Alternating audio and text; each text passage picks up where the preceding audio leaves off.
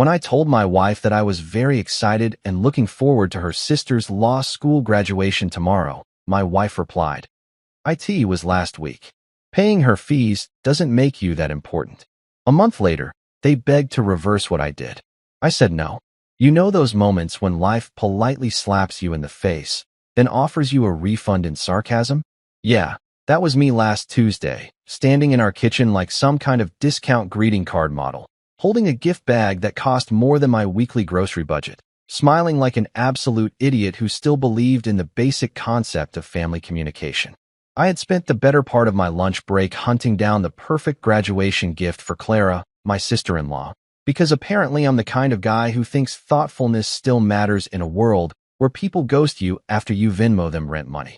The gift bag was one of those fancy ones too, not the crinkled dollar store variety.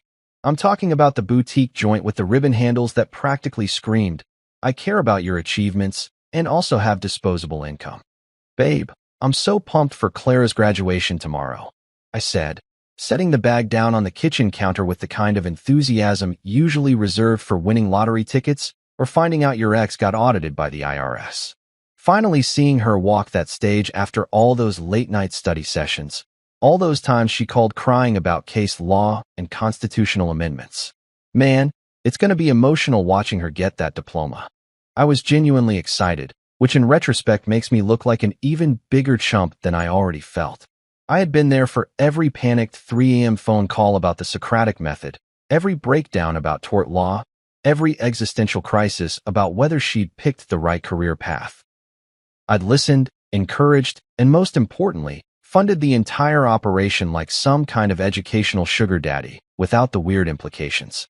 My wife, Monica, didn't even look up from her phone when I spoke, which should have been my first clue that something was cosmically wrong with this entire situation. She was doing that thing where she scrolls through Instagram with her thumb moving at approximately the speed of light, probably double-tapping on pictures of someone's overpriced brunch or a motivational quote superimposed over a sunset. Her face had that blank expression people get when they're about to deliver news that'll ruin your whole week, but they're trying to figure out how to phrase it so they don't look like the bad guy. "Oh, that was last week," she said, her voice flatter than a pancake that gave up on life. Then she added, without even blinking, without a single molecule of remorse or acknowledgement that this might be important information to share with the person who basically funded the entire degree. "Paying her fees doesn't make you that important." Let me tell you something about that moment right there. That specific combination of words delivered with the emotional warmth of a DMV employee on their last day before retirement. It wasn't just a statement. It was a revelation, an epiphany, a cosmic kick in the teeth delivered by the universe with surgical precision. Imagine paying thousands upon thousands of dollars for someone's education, sacrificing your own wants and needs, postponing that vacation you'd been dreaming about, driving a car that makes concerning noises because you prioritized someone else's tuition over your own basic maintenance, only to be told you're basically background furniture. You're the IKEA bookshelf of the family, functional, necessary for holding up important stuff, but absolutely not invited to the family photo. I stood there in our kitchen, which suddenly felt about 20 degrees colder despite the fact that our heating bill was absurdly high because Monica liked to keep the thermostat at tropical resort during winter months, blinking at her like my brain had just encountered a fatal error and was desperately trying to reboot. You know that Windows screen that pops up when your computer realizes it's screwed? That blue screen of death? That was my face, except instead of error codes, it was displaying pure, unfiltered confusion mixed with a gradually rising sense of, "Are you actually kidding me right now?" My mouth opened and closed a few times, making me look like a goldfish who'd just discovered his bowl was actually a prison and his whole life had been a lie. It wasn't just about missing a graduation, though let's be real, that sucked harder than a vacuum cleaner on steroids. It was the sudden, crystallizing realization that I was the ATM in human form, the walking, talking bank account that dispensed cash on demand but didn't warrant an invitation to the actual celebration. I was basically that fee-free ATM you find in sketchy convenience stores. Convenient, always accessible, and completely taken for granted. Nobody sends a thank you card to an ATM. Nobody invites an ATM to graduations or family dinners or acknowledges that the ATM has feelings and might appreciate being included in major life events that it literally financed. The gift bag sat there on the counter, mocking me with its cheerful ribbon and carefully selected contents. I'd spent 2 hours picking out the perfect pen set, one of those fancy ones that lawyers supposedly love, the kind that makes you feel important when you're signing documents. I'd included a heartfelt card where I'd written something embarrassingly sincere about how proud I was of her accomplishments. Now it just felt like evidence of my own stupidity, a paper trail of my willingness to be used like a credit card with no limit and apparently no expiration date. But here's the thing about moments like these. They clarify everything with the brightness of 1,000 suns. Standing there, looking at my wife who still hadn't put down her phone, still hadn't acknowledged that maybe, just maybe, this was a pretty messed up way to treat someone, I felt something shift inside me. It wasn't anger, not yet. It was something colder, more calculated, more final. It was the sound of a door closing, a bridge burning, a chapter ending with a period instead of a comma. Okay, I thought, my mind suddenly crystal clear despite the emotional chaos swirling around like a tornado made of disappointment and credit card statements. If they want to treat me like an ATM, if that's really how they see me, not as family, not as someone worthy of basic respect and communication, but as a convenient source of funding that doesn't require acknowledgement or inclusion, then fine. Absolutely fine. I can work with that. I can adapt to that new understanding of our relationship. They'll soon learn that ATMs, for all their convenience, have a fascinating feature that people often forget about until it's too late. ATMs can decline transactions too. They can shut down. They can display that soul-crushing message, insufficient funds. Except in this case, it wouldn't be insufficient funds. It would be insufficient respect, insufficient consideration, insufficient basic human decency. I picked up the gift bag slowly, feeling its weight in my hand, and walked past Monica without saying another word. She didn't look up, didn't ask where I was going, didn't seem to register that anything significant had just happened. But something had happened, something irreversible and absolute. The guy who'd walked into that kitchen 5 minutes ago, excited and hopeful and stupidly optimistic, he was gone. The guy walking out was someone different, someone who'd just learned an expensive lesson about the difference between being loved and being useful, between being family and being a resource. As I headed toward my office, the one room in the house that was actually mine, filled with my stuff, my space, my sanctuary, I started doing what I do best. I started calculating, planning, organizing the chaos into neat columns of numbers and possibilities. See, most people don't know this about me, but I work in finance. I'm good with numbers, really good. I understand cash flow and assets and leverage, and most importantly, I understand how to build systems and how to dismantle them with equal precision. And right then, standing in the hallway with a graduation gift for an event I wasn't invited to, I began constructing the framework for the most satisfying spreadsheet I'd ever create. They wanted me to be an ATM? Perfect. But every ATM has an owner, someone who controls the access codes, someone who decides when it's operational and when it's out of service. And this particular ATM was about to undergo some serious maintenance. Monica's family had always been like that free trial app you forget to cancel. You know the kind I'm talking about, right? The one that seems totally harmless at first, maybe even useful, offering you all these premium features for just 99 cents for the first month, and you think, hey, that's a pretty sweet deal. I can definitely remember to cancel this before they start charging me the full price. Except you don't remember, because life happens and you're busy and distracted, and suddenly 3 months later you're looking at your credit card statement wondering why there's a $40 charge for some meditation app you used exactly once while sitting in traffic. That was Monica's family in a nutshell. Harmless at first, almost charming in their neediness, but eventually billing you for your soul in installments you never quite agreed to but somehow kept paying anyway. Her sister Clara? Oh man, where do I even start with Clara? I'd funded her entire law degree, and I'm not talking about just tuition here, folks. I'm talking about the whole enchilada, the complete package, the all-inclusive resort experience of higher education. Tuition? Check. And that was the easy part. Just a nice casual $40,000 per year that made my accountant weep softly into his calculator. Books? Absolutely. Because apparently law textbooks are printed on pages made from unicorn tears and bound with dragon leather. judging by the price tags that made my credit card physically recoil in horror. Housing? Of course, because Clara needed to live in one of those upscale student apartments near campus. The kind with a gym she never used and a study lounge that was really just Instagram backdrop material. And let's not forget her coffee for studying budget, which was supposedly essential for her academic success, but somehow mysteriously included new AirPods, a MacBook upgrade, and what I'm pretty sure was a weekend trip to Miami that she claimed was for a legal conference. But her Instagram stories told a very different tale involving beach clubs and bottles of champagne that cost more than my monthly car payment. Her parents? Now those two were a special breed of financial vampires wrapped in the cozy sweater of parental authority. They'd called me son, right up until the exact moment I stopped sponsoring their vacation emergencies, which was a term they used with alarming frequency for people who seemed to have a vacation emergency every other month. Apparently, Monica's dad needed to go to Vegas for his mental health approximately 4 times a year, and each time it was presented as this urgent, absolutely necessary thing for his well-being. Like if he didn't get to play blackjack and eat at overpriced buffets, he might actually perish from stress.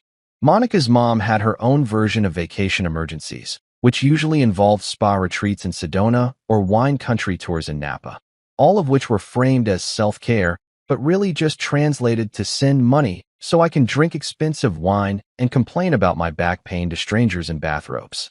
And Monica? Oh, my sweet, beautiful, manipulative wife had mastered the art of saying we when she meant me, with the skill of a seasoned politician dodging questions about their offshore accounts. We should help my parents with their mortgage this month, she'd say, except we meant my paycheck, my savings account, my bonus that I'd worked 60-hour weeks to earn. We need to make sure Clara has everything she needs for school, she'd announce, as if we were both equally contributing to this financial black hole, when in reality, I was the sole sponsor of the Clara Educational Fund, while Monica contributed moral support and the occasional text message asking how her sister was doing. It was linguistic gymnastics at an Olympic level, the way she could make my money sound like our collective responsibility, turning my bank account into a community resource like some kind of financial potluck where I brought the entire meal and everyone else brought paper plates. Looking back now, with the crystal clear vision that only comes from having your face repeatedly smacked by reality's cold, unforgiving hand, I should have noticed the red flags waving so frantically they could have generated electricity. Like when they called my car our family SUV. Even though it had my name on the loan, my signature on approximately 73 pieces of paperwork, and my soul attached to the monthly payment plan that stretched out before me like a highway to financial purgatory. But no, it was our SUV because Monica's mom needed rides to her book club, and Clara needed to borrow it for weekend trips, and Monica's dad somehow thought it was totally reasonable to take it for a week when his car was in the shop, returning it with an empty gas tank and mysterious stains on the back seat that I chose not to investigate, because sometimes ignorance really is bliss. Their fingerprints were literally all over the paint, smudged on the doors and windows like evidence at a crime scene, while my name sat alone on all the official documents, shouldering the burden of ownership without any of the actual control. The red flags were everywhere, honestly, flying at full mast like I was living at the United Nations of financial abuse. There was the time Monica's parents asked to borrow $5,000 for a roof repair that somehow never actually happened, but they did manage to take a cruise to the Bahamas that same month. There was Clara's insistence that I co-sign her credit card because it would help her build credit, which really meant I got to watch her max it out on designer handbags and brunch dates while I received the lovely notifications about approaching credit limits. There was Monica's habit of making major purchases and then informing me about them after the fact, always with that same innocent smile and the explanation that she knew I wouldn't mind because I was so generous, which is just code for, I'm going to spend your money and frame it as a personality trait of yours rather than a boundary violation on my part. Still, I kept quiet through all of it, playing the role of the accommodating husband, the supportive brother-in-law, the reliable son-in-law who could always be counted on to open his wallet when the family needed something. I told myself that love meant sacrifice, that family was about being there for each other, that money wasn't as important as relationships and maintaining harmony. I swallowed my frustration when Clara didn't thank me for her tuition payments, just sent a casual text asking when the next semester's fees would be processed. I bit my tongue when Monica's parents made jokes about how lucky their daughter was to have married someone stable, which was their polite way of saying, with money we can access.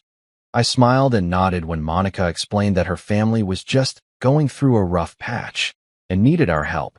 Even though the rough patch had been going on for the entire 6 years of our marriage and showed no signs of smoothing out, I convinced myself that this was normal, that all families operated this way, that I was being the bigger person by providing financial support without expecting recognition or even basic gratitude. I told myself stories about how they really did appreciate me, they just weren't good at expressing it, and that someday they'd realize how much I'd done for them, and there'd be this beautiful moment of acknowledgement and appreciation. I was basically writing fanfiction about my own life, creating a narrative where I was the noble, self-sacrificing hero who would eventually be rewarded for his generosity instead of what I actually was, a human ATM with feelings that nobody bothered to consider because ATMs don't have feelings. They just dispense cash and occasionally eat your card when they're feeling spiteful. Now, standing in my office with that ridiculous graduation gift bag sitting on my desk like a monument to my own stupidity, it just felt like stupidity with a receipt, a paper trail of my willingness to be used and discussed. Every bank statement was a chapter in the sad story of a guy who confused being needed with being loved, who thought that if he just gave enough, paid for enough, sacrificed enough, eventually he'd earn the kind of respect and consideration that should have been freely given from the start. The receipts told a story that my heart hadn't wanted to read. Thousands of dollars flowing out to Clara's education, Monica's parents' emergencies, the endless list of family needs that somehow always required my money, but never my presence at the celebrations that money made possible. But here's the thing about having a career in finance. You learn to read the numbers, to see patterns, to understand when an investment is paying returns, and when you're just throwing money into a black hole that will never, ever give anything back except demands for more. When betrayal happens, there's always that one cousin who spills the tea with Olympic precision, delivering gossip with the accuracy of a heat-seeking missile and the timing of a Broadway musical number. In my case, it was Rita, Monica's loud but lovable cousin who'd sell family secrets for a croissant, and honestly, I mean that literally. I once watched her reveal that her uncle was having an affair in exchange for a chocolate croissant at Starbucks, and she didn't even wait until she finished chewing to drop that bombshell. Rita was the kind of person who made family reunions simultaneously entertaining and dangerous, because you never knew when she'd casually mention something that would blow up someone's entire life, usually right around the time dessert was being served. She had zero filter, negative discretion, and the moral compass of a reality TV show producer, which meant she was absolutely terrible at keeping secrets but fantastic at making sure I knew exactly what was happening behind my back. She called me that evening, right around 7:30, which I remember specifically because I was sitting in my office staring at my laptop screen, pretending to work on a financial report, but really just spiraling into an existential crisis about my marriage and my life choices. Her name popped up on my phone, and normally I might have let it go to voicemail, because Rita's calls usually lasted minimum 45 minutes and covered everything from her latest dating disaster to her opinions about whatever celebrity drama was trending on Twitter. But something told me to answer. Maybe intuition or maybe just the universe throwing me a bone for once. So I picked up on the third ring. Hey, you didn't know Clara's graduation was last Saturday? Rita said, skipping right past any normal greeting like hello or how are you, diving straight into the deep end of the pool like someone who'd been waiting all day to make this call. Her voice had that particular quality of someone who's about to ruin your day, but is also kind of excited about it, like a kid who knows where the Christmas presents are hidden and can barely contain themselves from spilling the beans. I froze, my fingers hovering over my keyboard, my brain trying to process what she'd just said while simultaneously hoping I'd misheard her. Everyone, I asked, my voice coming out weird and strangled, like I was being slowly crushed by the weight of this information. Yup, everyone, Rita confirmed, and I could hear her settling in for a proper gossip session, probably getting comfortable on her couch with a glass of wine, ready to unpack this entire situation like it was her job. They even had a banner. It said, "Thank you, Mom and Dad." I saw it in the pictures. Clara posted like 50 of them on Instagram. The banner was huge too. One of those custom ones from that expensive print shop downtown. Must have cost at least $200. Looked really nice, all professional with flowers and everything. No mention of me. Not even a footnote. Not a tiny acknowledgement. Not a thanks to the guy who paid the bills, or shout out to the brother-in-law whose credit card made this possible. Nothing. Zilch. Nada. I wasn't even in the Instagram posts, which meant they hadn't just forgotten to tell me about the graduation. They'd actively planned an entire event, coordinated with venues and photographers and banner companies, organized what was clearly a pretty significant celebration, and deliberately excluded me from all of it. This wasn't an oversight or a miscommunication. This was intentional omission on a scale that required actual effort and planning. Why wasn't I told? I asked, already knowing the answer would make me want to punch something inanimate and expensive, probably that decorative vase Monica had insisted we buy for the living room that cost more than a reasonable person's monthly grocery budget. Rita paused, and I could practically hear her weighing whether she should tell me the truth or try to soften the blow, engaging in that internal debate people have when they know the information they're about to share is going to hurt, but also feel like it needs to be said. She went with honesty, which I appreciated even though it felt like swallowing broken glass. Monica said you might make it about yourself. I laughed so hard I almost choked on my own spit. One of those bitter, incredulous laughs that sounds more like a bark than actual amusement. The kind of laugh that happens when something is so absurd and infuriating that your brain short-circuits and defaults to hysteria. Make it about myself? Make it about myself? I paid for the degree. I funded 4 years of law school, covered every single expense from the application fees to the bar exam prep courses, sacrificed my own financial goals and dreams so that Clara could pursue hers, and apparently acknowledging that reality was making it about myself. I practically deserve an honorary diploma at this point, maybe even a parking space with my name on it in the faculty lot, perhaps a small plaque in the law library that says, funded by the guy who got erased from the thank you banner. The sheer audacity of that statement, that me wanting to be included in a celebration I literally financed was somehow selfish or attention-seeking, made me want to laugh and scream and possibly throw my phone across the room all at the same time. It was gaslighting on a professional level, the kind of manipulation that reframes reasonable expectations as unreasonable demands, that takes your legitimate hurt feelings and twists them into character flaws. Of course I'd want to be at the graduation. Of course I'd want to be acknowledged for my contribution. That's not making it about myself. That's basic human decency and recognition of reality. She said that. I asked Rita, needing confirmation even though I already knew it was true, could feel the truth of it settling into my bones like cold concrete. Word for word, Rita confirmed, her voice sympathetic now, probably recognizing that she'd just detonated a bomb in my emotional landscape. I'm sorry, I thought you knew and just couldn't make it or something. I didn't realize they'd kept it from you completely.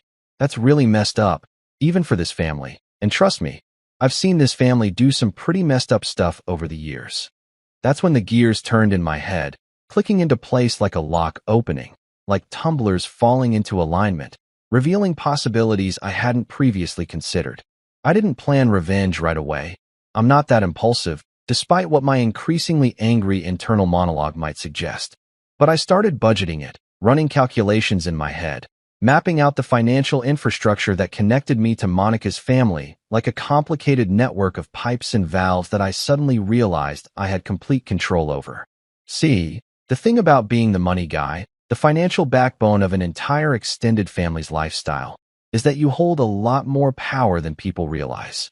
They get comfortable, complacent, assuming the money will always flow like a river, never considering that rivers can be dammed, redirected, or shut off entirely by someone who knows where all the sources are located. I started mentally cataloging everything, every account, every autopay, every financial connection that tied me to their lives. Clara's rent, which came directly from my checking account every month like clockwork.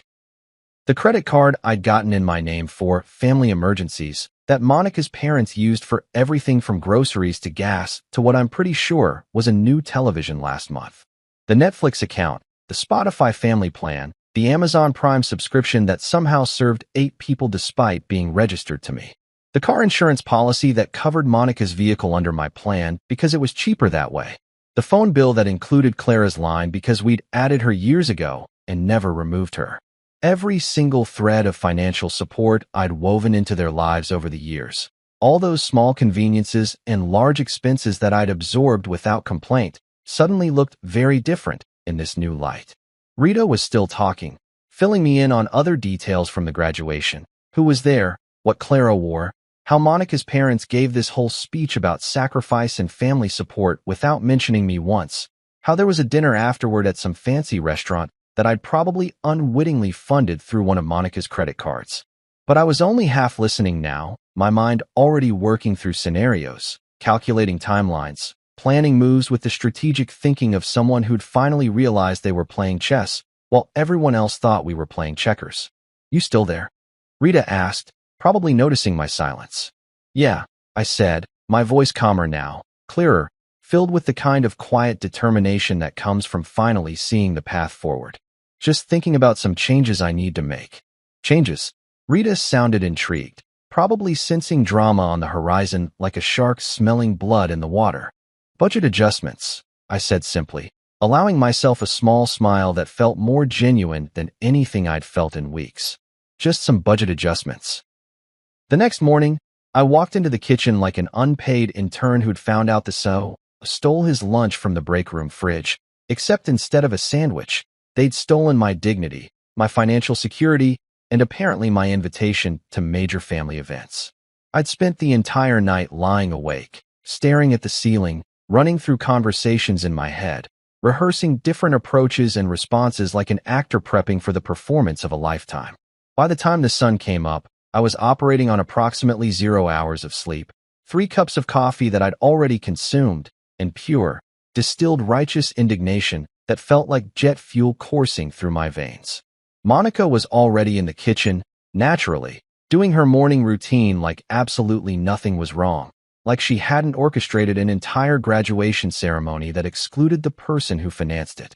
She was standing by the espresso machine, the fancy Italian one that cost $2,000 and that I'd bought her for Christmas because she said regular coffee makers were beneath her standards, wearing one of those expensive silk pajama sets that cost more than some people's weekly paychecks, looking perfectly put together even at 7 in the morning.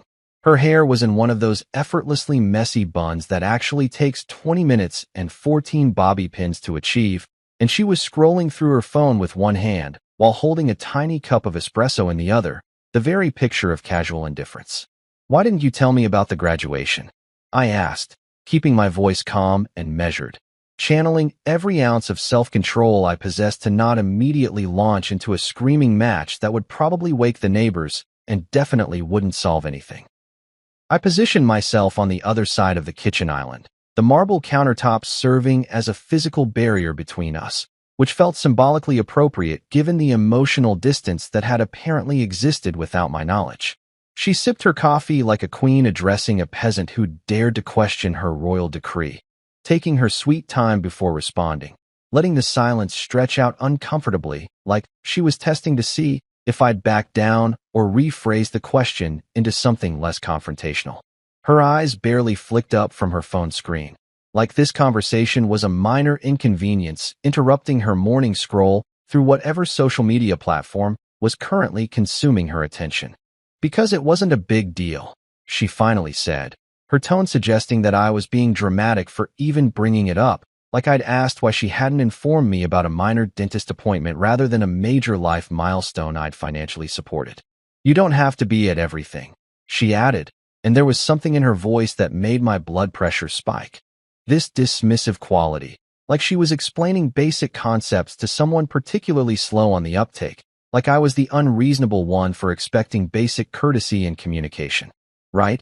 I said, nodding slowly, letting that word hang in the air between us like smoke. "Just the things that cost me money." The sarcasm in my voice was thick enough to cut with a knife, sharp enough to draw blood, and I watched her face carefully for any sign of recognition, any flicker of guilt or acknowledgement that maybe, just maybe, she could see how messed up this whole situation was. She frowned, but it wasn't the kind of frown that suggested remorse or self-reflection. It was annoyance, pure and simple, The expression of someone who's irritated that their actions are being questioned rather than someone who's genuinely concerned about having hurt someone they supposedly love. "Don't be dramatic," she said, setting her coffee cup down with a little more force than necessary, the clink of ceramic against marble echoing through the kitchen like a tiny declaration of war. "Oh, I'm not," I replied, allowing myself a smile that I knew didn't reach my eyes. One of those corporate smiles you give during meetings when someone's pitching an obviously terrible idea, but you have to maintain professional courtesy. "I'm saving the drama for next month's budget."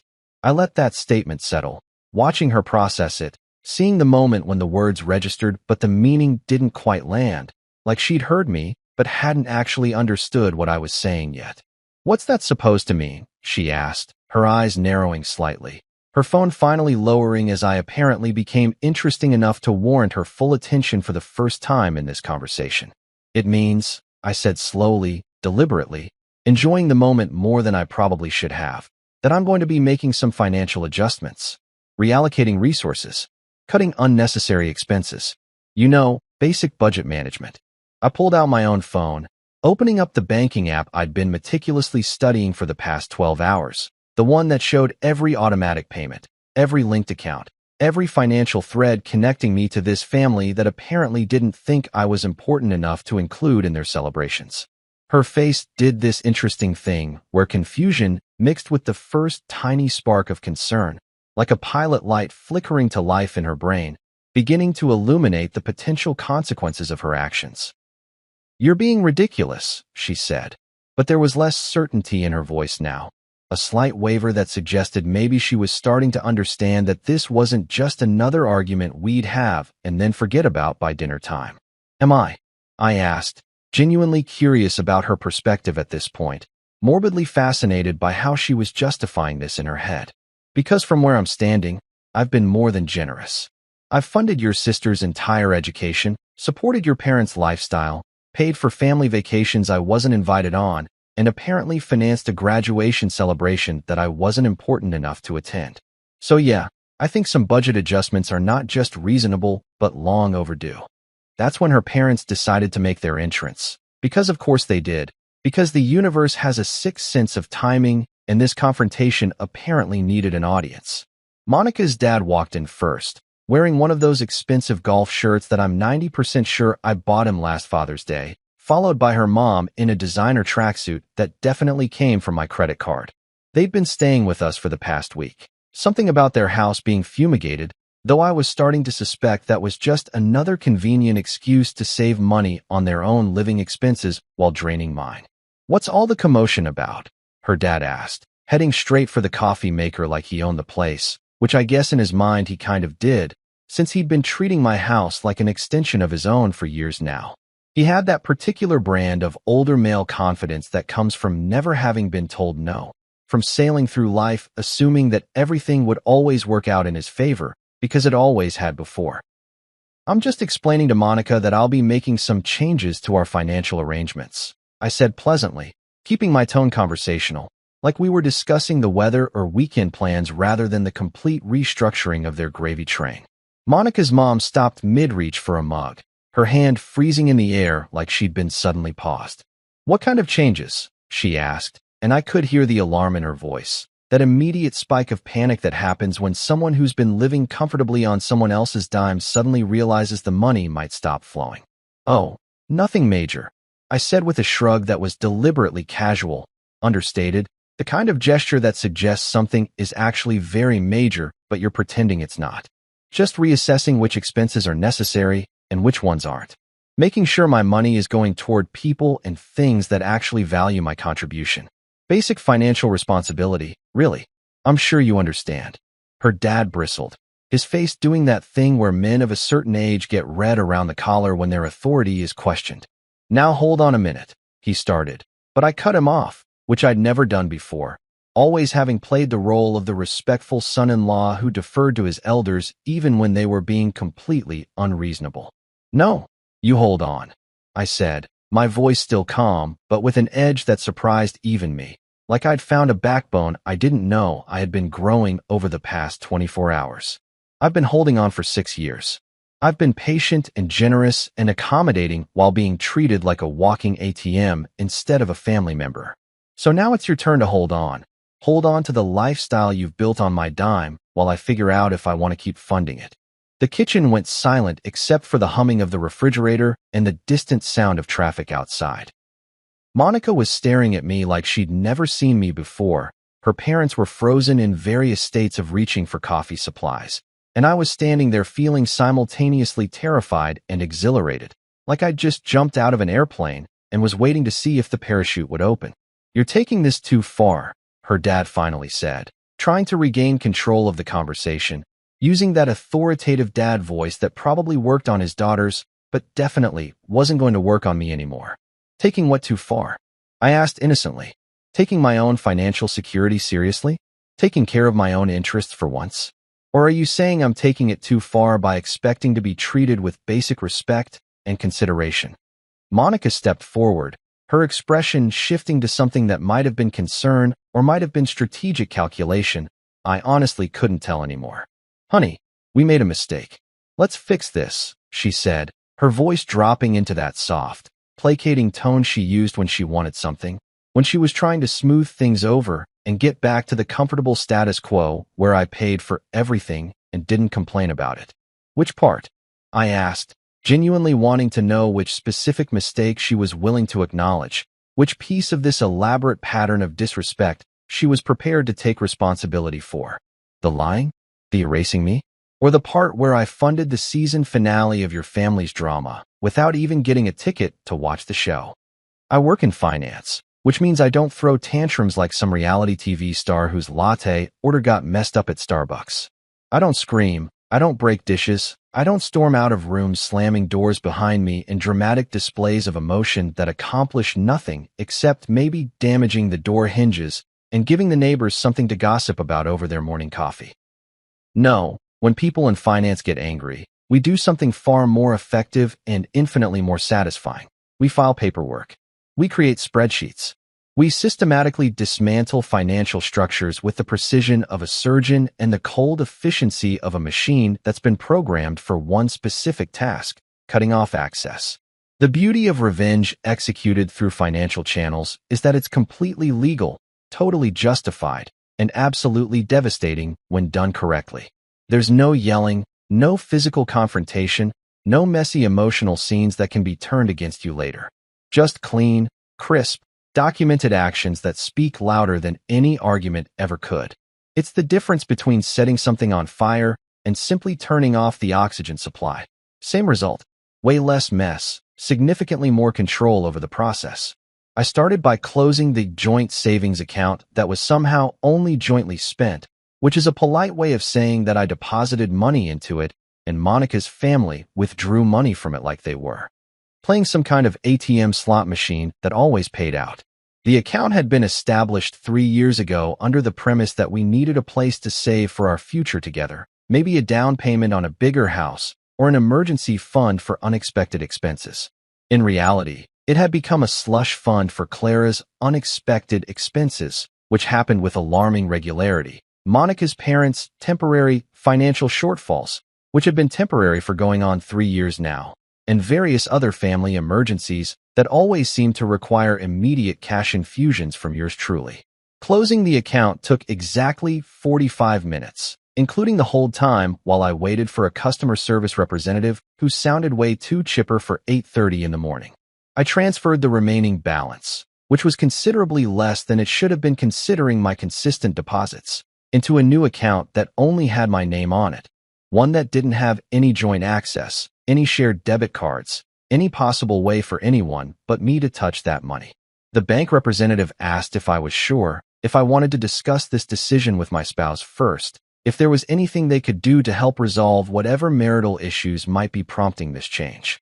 I politely declined their concern, assured them I was absolutely certain, and felt a little thrill of satisfaction when the confirmation email hit my inbox exactly 3 minutes later. Then I changed the autopay for Clara's bar exam fees, which were scheduled to come out of my checking account in approximately 2 weeks. The bar exam isn't cheap. We're talking about $1,500 between the registration fees, the character and fitness application, and all the other random charges they tack on that seem designed specifically to bankrupt law students before they even start practicing. I'd already paid for her bar prep course, which was another $3,000 that I'd handed over without complaint because Clara really needs this to pass, and it's an investment in her future, and various other justifications that sounded reasonable at the time, but now just seemed like elaborate excuses to separate me from my money. Canceling that autopay took less than 5 minutes. I logged into my banking app, navigated to the scheduled payments section, found the one designated for Clara's bar exam, and hit delete. The system asked me to confirm, warning me that this payment was scheduled to process soon and canceling it might result in late fees or registration issues. I confirmed anyway, watching that little scheduled payment notification disappear from my screen with the kind of satisfaction usually reserved for finally scratching an itch that's been bothering you for hours. The next day, Monica called me from work, her voice tight with barely controlled panic. That particular frequency of stress that happens when someone discovers their financial safety net has suddenly vanished. The bank app isn't showing the joint balance, she said, skipping any greeting or small talk, diving straight into the crisis that was apparently consuming her attention in the middle of her workday. I could hear office noises in the background, phones ringing, people talking, the general buzz of a workplace, which meant she was making this call in public, probably trying to keep her voice down so her coworkers wouldn't overhear that her family's convenient money source had dried up. Maybe it's shy, I said, keeping my tone light and casual, like we were discussing a minor technical glitch rather than the deliberate demolition of their financial access. Give it some space. Sometimes things need room to breathe, you know? Personal boundaries and all that. The sarcasm was probably a bit thick, but honestly, I was enjoying this way more than I should have been. There's something deeply satisfying about playing dumb when someone's trying to confront you about something you absolutely did on purpose. This isn't funny, Monica hissed, her voice dropping even lower, probably ducking into a conference room or bathroom for privacy. Where's the money? What did you do? The accusation in her tone was clear, like I'd committed some kind of crime by managing my own finances, like I'd violated some unspoken agreement by daring to control my own bank accounts. I moved it, I said simply, offering no elaboration, no explanation, no justification for my actions because, frankly, I didn't know her one. To an account where I can actually track where it's going. Funny thing about joint accounts, they're supposed to be for joint decisions, but I couldn't remember the last time anyone asked my opinion before making a withdrawal. So I solved that problem. You're welcome. She sputtered something about trust and marriage and how I was being unreasonable. But I'd already heard this song and dance before, and I wasn't interested in the encore performance. I let her vent for about 30 seconds, listening to the rising panic in her voice with the detachment of someone watching a movie they've seen before and didn't particularly like the first time, before cutting her off mid-sentence. I've got a meeting, I said, which was technically true. I had a meeting with my own sense of self-respect and boundaries, which had been languishing in a corner for the past 6 years and desperately needed some attention. We can talk about this later. Or not. I'm flexible. I hung up before she could respond, silencing my phone immediately because I knew the callbacks and text messages would start coming rapid fire, and I wasn't interested in engaging with the panic spiral that was undoubtedly beginning to unfold. Clara texted me around 3 in the afternoon, her message popping up on my screen with the kind of urgency that suggested she'd just discovered a major problem. Hey, got a notification that my bar exam payment didn't go through? The registration deadline is next week, and they're saying I need to pay ASAP or I'll lose my spot. Can you check what happened? The message was casual, almost breezy, like this was just a minor technical issue that I'd obviously want to fix immediately because that's what I always did. Fix things, solve problems, paid for stuff without question or complaint. I looked at that text for a long moment, my thumb hovering over the keyboard, thinking about all the times I'd dropped everything to handle Clara's financial emergencies, all the times I'd scrambled to make payments work, all the times I prioritized her needs over my own wants. I thought about the graduation I hadn't been invited to, the banner that thanked everyone except me, the casual dismissal of my contribution as if it meant nothing, as if I meant nothing beyond the checks I wrote and the credit cards I provided. Then I replied with the same line she'd given me once, back when I'd asked her if she appreciated the financial support I was providing, if she understood the sacrifices I was making. She'd laughed and said, "You're independent now. Time to shine." Like it was a joke, like my concern about being appreciated was somehow amusing or childish. I'd smiled at the time, pretended it didn't sting, filed it away in the back of my mind along with all the other little cuts and dismissals that I'd been collecting like painful souvenirs. "You're independent now. Time to shine." I texted back, adding a little sparkle emoji for effect, really leaning into the cheerful encouragement angle, matching the exact tone she'd used when she'd dismissed my feelings.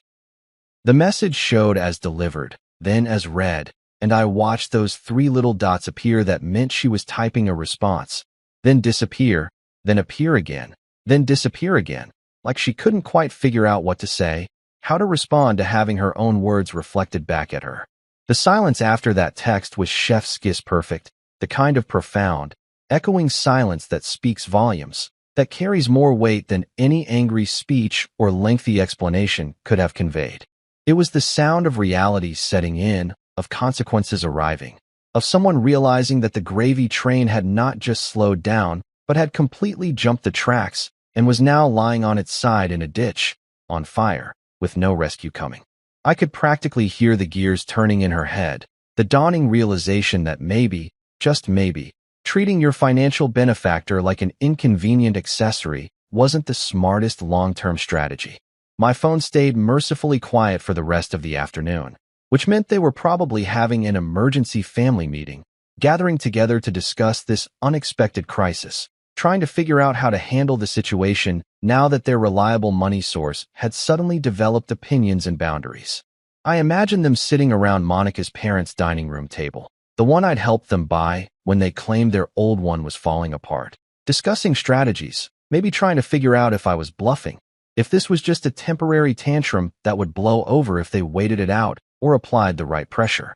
Revenge tastes best when it's notarized, stamped with an official seal, and filed in triplicate with the appropriate governmental agencies. There's something deeply satisfying about taking raw emotion, anger, hurt, betrayal, and transforming it into legally binding documents that have the weight of law behind them. It's like turning your feelings into weapons that can't be argued with, can't be dismissed, can't be sweet-talked or manipulated away because they're right there in black and white with signatures and dates and legal language that doesn't care about anyone's feelings. I met Ms. Linda Carmichael on a Thursday afternoon at her office in downtown, one of those sleek law firms on the 20th floor with floor-to-ceiling windows that make you feel like you're floating above the city, looking down on all the regular people dealing with their regular problems while you handle serious business. The receptionist offered me coffee in a real mug, not those disposable cups, which I took as a good sign. Places that serve coffee in actual mugs tend to take themselves seriously, tend to be the kind of firms that get stuff done rather than just talking about getting stuff done. Linda was exactly what I needed, mid-40s, sharp as a tack, with the kind of no-nonsense demeanor that comes from spending 20 years dealing with messy divorces and financial disputes. She wore a perfectly tailored navy suit, minimal jewelry, and had reading glasses perched on her nose that she peered over like a professor about to explain why your thesis was fundamentally flawed. Her handshake was firm, her office was organized, and her first question was, "How much documentation do you have?" which told me she was already thinking 3 steps ahead. I'd brought everything. Bank statements going back 6 years, receipts for major purchases, documentation of every tuition payment, every loan, to Monica's parents that had never been repaid, every expense I'd covered for Clara's education. I'd spent the previous 2 nights organizing it all into a binder with colored tabs and chronological order, because if I was going to do this, I was going to do it right. The binder landed on her desk with a satisfying thunk that made Linda's eyebrows rise appreciatively. "Someone's been keeping records," she said, flipping through the pages with the speed of someone who knows exactly what they're looking for. Her eyes scanned the numbers, her expression remaining neutral but her occasional nod suggesting she was finding exactly what she needed. "This is good. This is very good. Most people who come in here have maybe a few bank statements and a vague sense of being wronged. You've got a paper trail that could stretch to the moon." She reviewed every document methodically, occasionally pausing to make notes on a legal pad in handwriting that was somehow both neat and indecipherable, the way doctors and lawyers write, like they're using a code only they can read. After about 20 minutes, she looked up at me over those glasses and smiled, and it was the kind of smile that meant someone was about to have a very bad day, and for once, that someone wasn't me. "You've got every receipt," she said, tapping her pen against the legal pad with a rhythm that sounded almost triumphant. "Every transaction documented, every payment tracked, every financial contribution clearly attributed to you. If you want to cut them off legally and financially, I can lock it down today. We're talking ironclad, airtight, no loopholes to exploit kind of lockdown.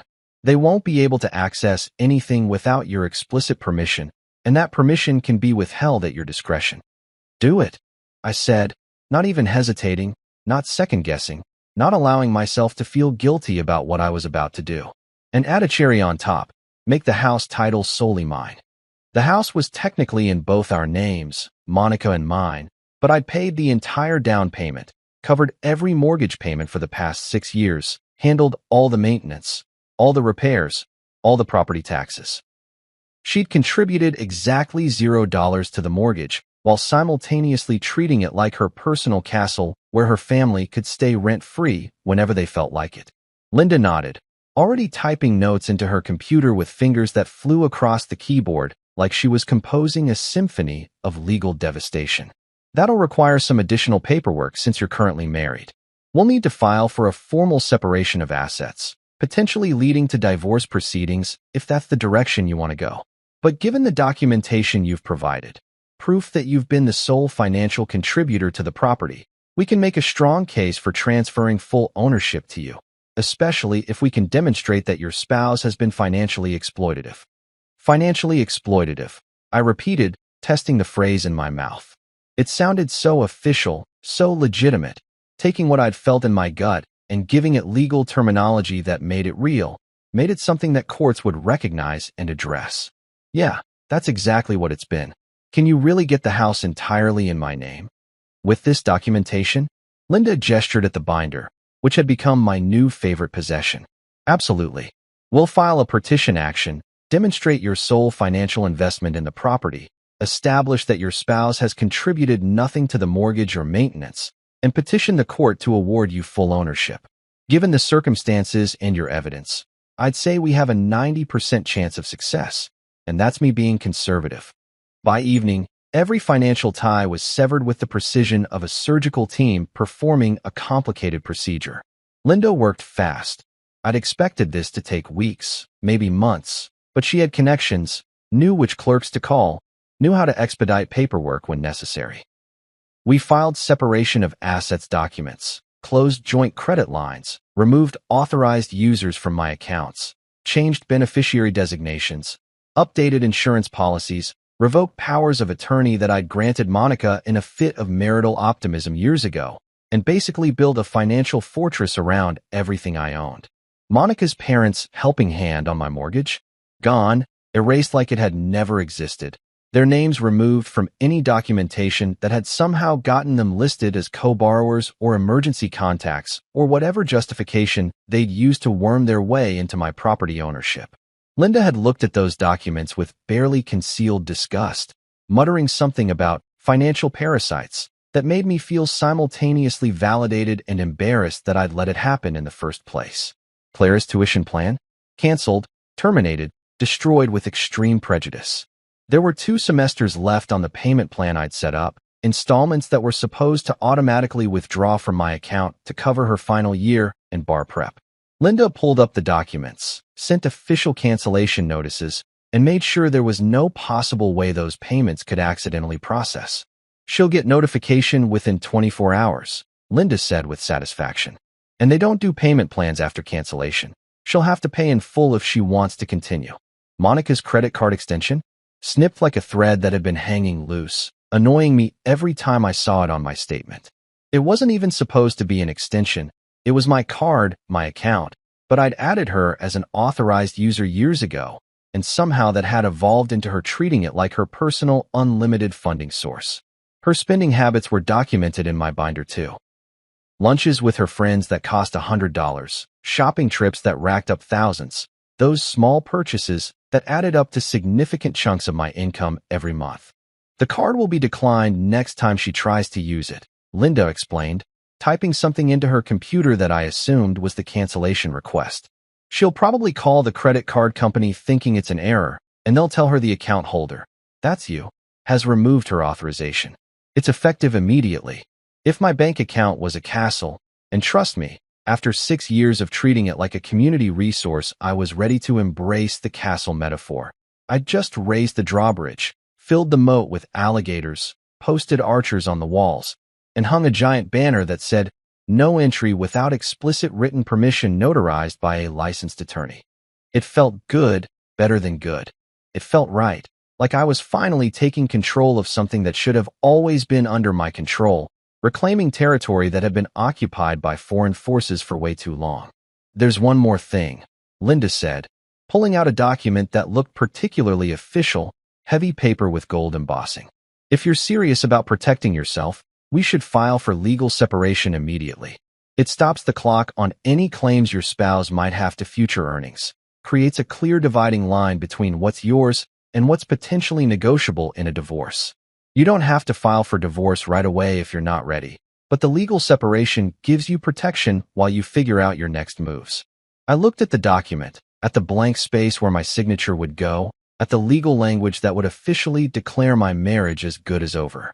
Part of me wanted to hesitate, wanted to feel something, sadness, regret, nostalgia for what we used to have or what I thought we had. But mostly I just felt relief, like I was finally acknowledging something that had been true for a long time, but that I'd been too stubborn or too hopeful to admit. "Where do I sign?" I asked, and Linda smiled that shark smile again, sliding a pen across her desk toward me. It was a nice pen, heavy and expensive, the kind that makes signing important documents feel momentous. I picked it up, pressed it against the paper, and watched my signature flow across the line, making it official, making it real, making it impossible to pretend anymore that this marriage was anything other than a financial arrangement that had gone catastrophically wrong. As I walked out of Linda's office that evening, my phone started buzzing with texts and calls, the family panic reaching critical mass as various financial dominoes began falling. I ignored them all, letting the calls go to voicemail, letting the texts pile up unread, because I had nothing to say to them that wasn't already being said by canceled payments and declined transactions. Linda had given me her card, told me to call immediately if anyone tried to pressure me, threaten me, or show up at my house uninvited.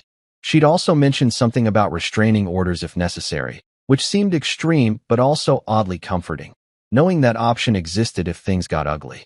3 weeks later, the panic calls started rolling in with the frequency and intensity of a natural disaster warning system. Except instead of tornadoes or hurricanes, the emergency was that their free ride had officially ended and reality was hitting them harder than a freight train with no brakes. It was like watching dominoes fall in slow motion, each one triggering the next in a cascade of financial consequences that I'd carefully orchestrated from my office while sipping coffee and feeling absolutely zero remorse. Turns out, when you pull the financial rug out from under people who've been standing on it for years, they notice pretty quickly. Not immediately, because there's always a lag time between action and consequence, but eventually the bills come due and the auto payments fail, and suddenly everyone's wondering why the magic money tree has stopped producing fruit. First came Monica, naturally, because she was the one who dealt with the household bills, and had therefore been the first to discover that the accounts she'd been casually accessing were now as useful as a chocolate teapot. Her call came at approximately 7:45 in the morning on a Monday, which meant she'd probably just tried to pay something and had been hit with the dreaded insufficient funds message, or more accurately, the "this account no longer exists in the way you think it does" message. I was in my car, driving to work, enjoying my commute, and a particularly good podcast about financial independence. The irony wasn't lost on me when her name popped up on my screen. I considered not answering, letting it go to voicemail, but curiosity got the better of me. I wanted to hear this. "The utilities are in your name," she practically shouted into the phone, skipping any greeting or preamble, her voice pitched high with that special kind of panic that comes from realizing you're about to lose basic services. "The power's off. I tried to pay the bill online, but I can't access the account. And when I called them, they said only the account holder can make payments, and that's you. And they said the bill is 60 days overdue, and they shut off the power this morning, and I have a work call in an hour, and my laptop is dying, and what the hell did you do? The thing about utilities is that they give you plenty of warning before they shut things off. Multiple notices, phone calls, emails, texts, basically every form of communication except perhaps carrier pigeon.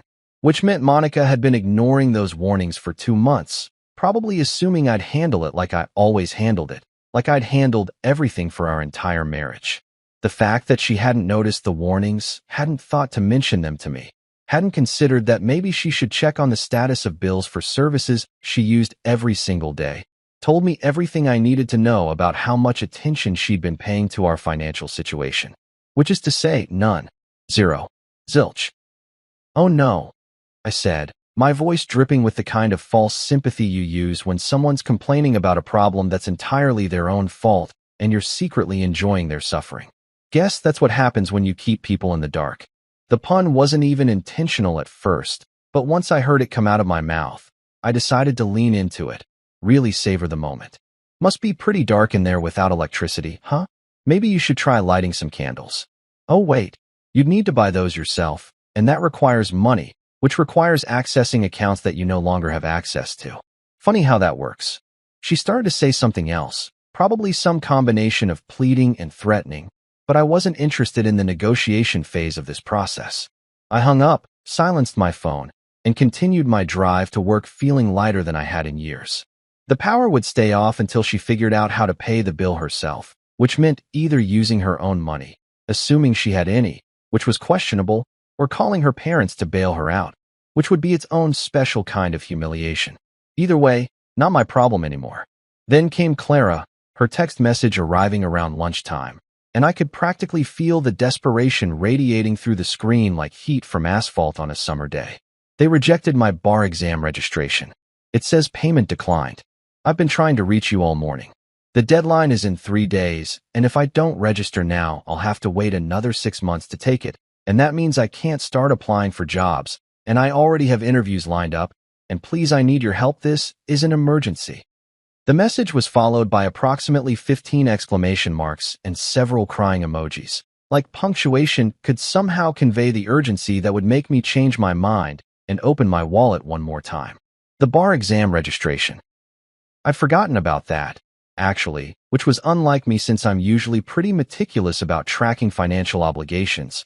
But then again, it wasn't my obligation anymore, was it? It was Clara's obligation, Clara's responsibility, Clara's problem to solve. She was a grown woman with a law degree. Well, almost a law degree. Technically, she still needed to pass the bar exam to actually practice law, but still, who should be perfectly capable of figuring out how to come up with $1,500 on her own without running to her brother-in-law's bank account like it was a public utility. That's odd, I replied, taking my time to craft the response, making sure every word hit exactly the right note of faux concern mixed with subtle mockery. Maybe the card's feeling underappreciated. You know how cards get when they're constantly used but never acknowledged. They develop self-esteem issues. Probably need some validation before it'll work again. Have you tried thanking it? Maybe sending it a graduation invitation? I almost added a smiley face emoji but decided that would be too much, would tip from subtle sarcasm into obvious cruelty, and I wanted to maintain plausible deniability here. The response came back almost immediately, just one word, seriously, in all caps, which I interpreted as her finally understanding that I was, in fact, seriously done being her personal scholarship fund. I didn't reply to that one. Sometimes silence is the most powerful response you can give, especially when the other person is expecting you to cave, to feel guilty, to backtrack and apologize and fix everything like you always have before. Even her parents chimed in, because of course they did, because this was a family crisis and family crises required the whole family to gang up on the person who was causing it, which in their minds was me, even though I was actually just the person who'd stopped enabling their dysfunction. Her dad called from their house phone, probably because I'd blocked both of their cell numbers, and left a voicemail that I listened to on speaker while eating a surprisingly good turkey sandwich from the deli near my office. "You're being petty," his voice boomed through my phone's speaker, filled with righteous indignation and that particular brand of male authority that assumes everyone will fall in line when he uses his serious voice. This isn't how family treats each other. Monica is your wife, Clara is your sister-in-law, and we're your family whether you like it or not. You don't just cut off family because of some misunderstanding about a graduation. Grow up, be a man, and fix this mess you've created.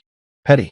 I said out loud to my empty office, talking to a voicemail like it could hear me, practicing my response in case I ever decided to actually engage with these people again. I call it budget discipline. I call it financial responsibility.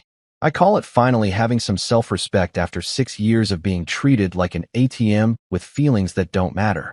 The sandwich was really good, by the way, perfectly balanced ratio of turkey to cheese, just the right amount of mustard. I made a mental note to get it again next week, maybe make it a regular thing. Having money to spend on myself instead of other people's crises was pretty great, turns out. At that point, my phone felt like a complaint hotline. Just constant incoming calls and messages and notifications, everyone needing something, everyone demanding attention, everyone expecting me to drop everything and solve their problems like I'd been doing for years. Monica called 6 more times that day. Clara sent approximately 20 texts, progressing from pleading to angry to something that looked like bargaining. What if I pay you back? What if we set up a payment plan?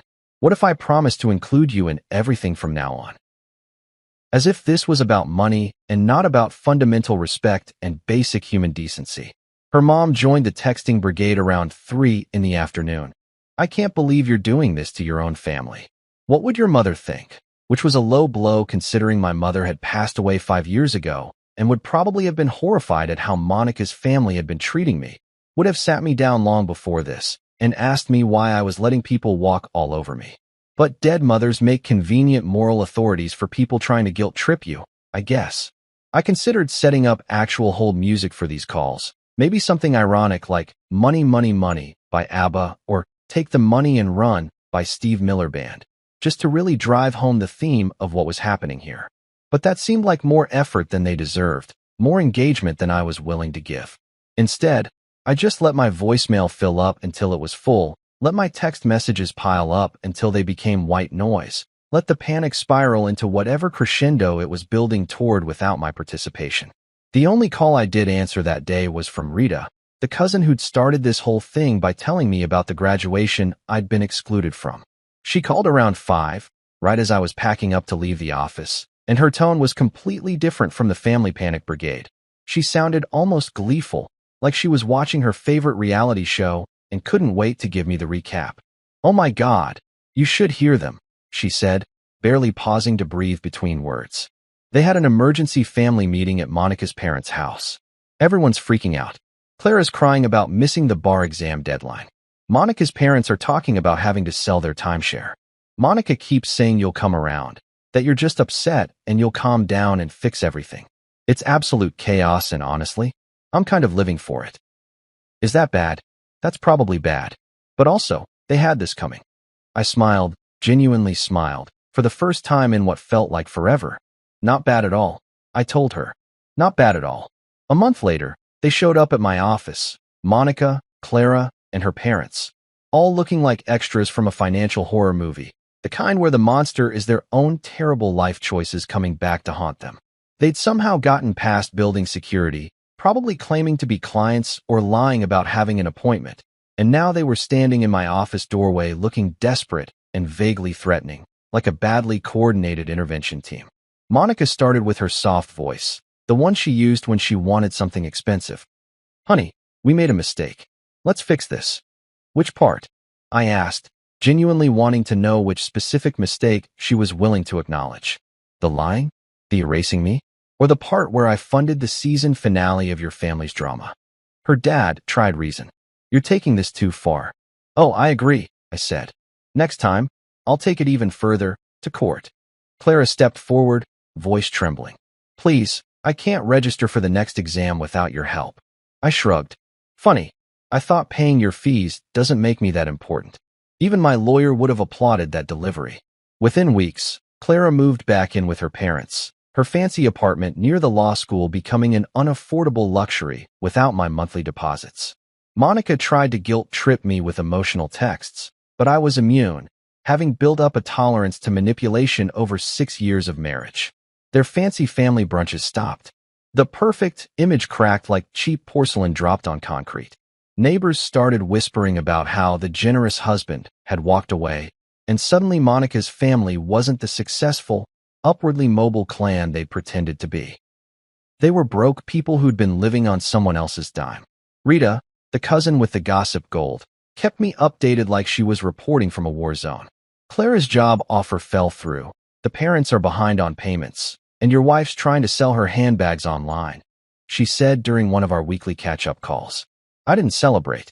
I just smiled quietly and poured myself a whiskey, savoring the smooth burn as it went down. After all, karma doesn't need applause. It works freelance, bills by the hour, and always collects payment eventually.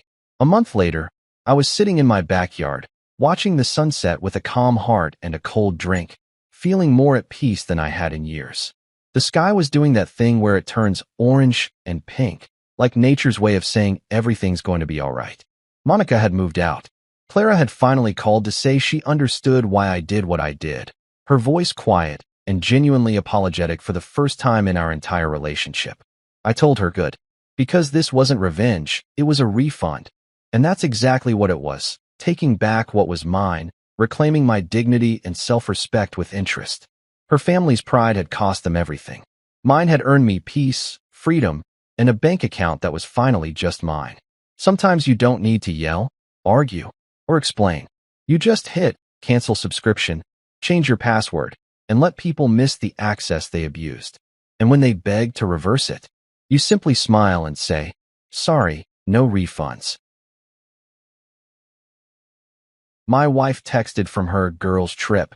Accidentally slept with my ex. We're getting back together, and I am keeping the ring for future. I replied, thanks.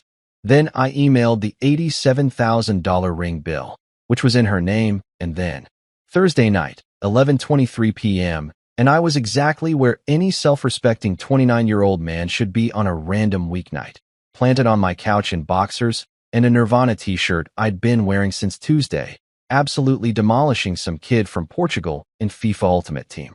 The score was 4-1, my favor, and I just pulled off this absolutely disgusting finesse shot with Mbappe that curved like it had GPS tracking.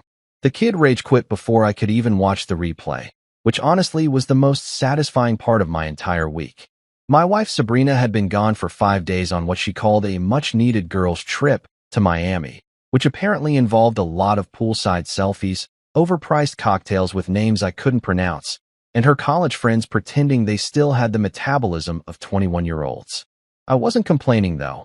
I'd been living like a feral bachelor, eating cereal straight from the box, leaving dishes in the sink overnight without getting a passive-aggressive lecture about our shared space, and falling asleep to ESPN without someone sighing dramatically every 15 minutes.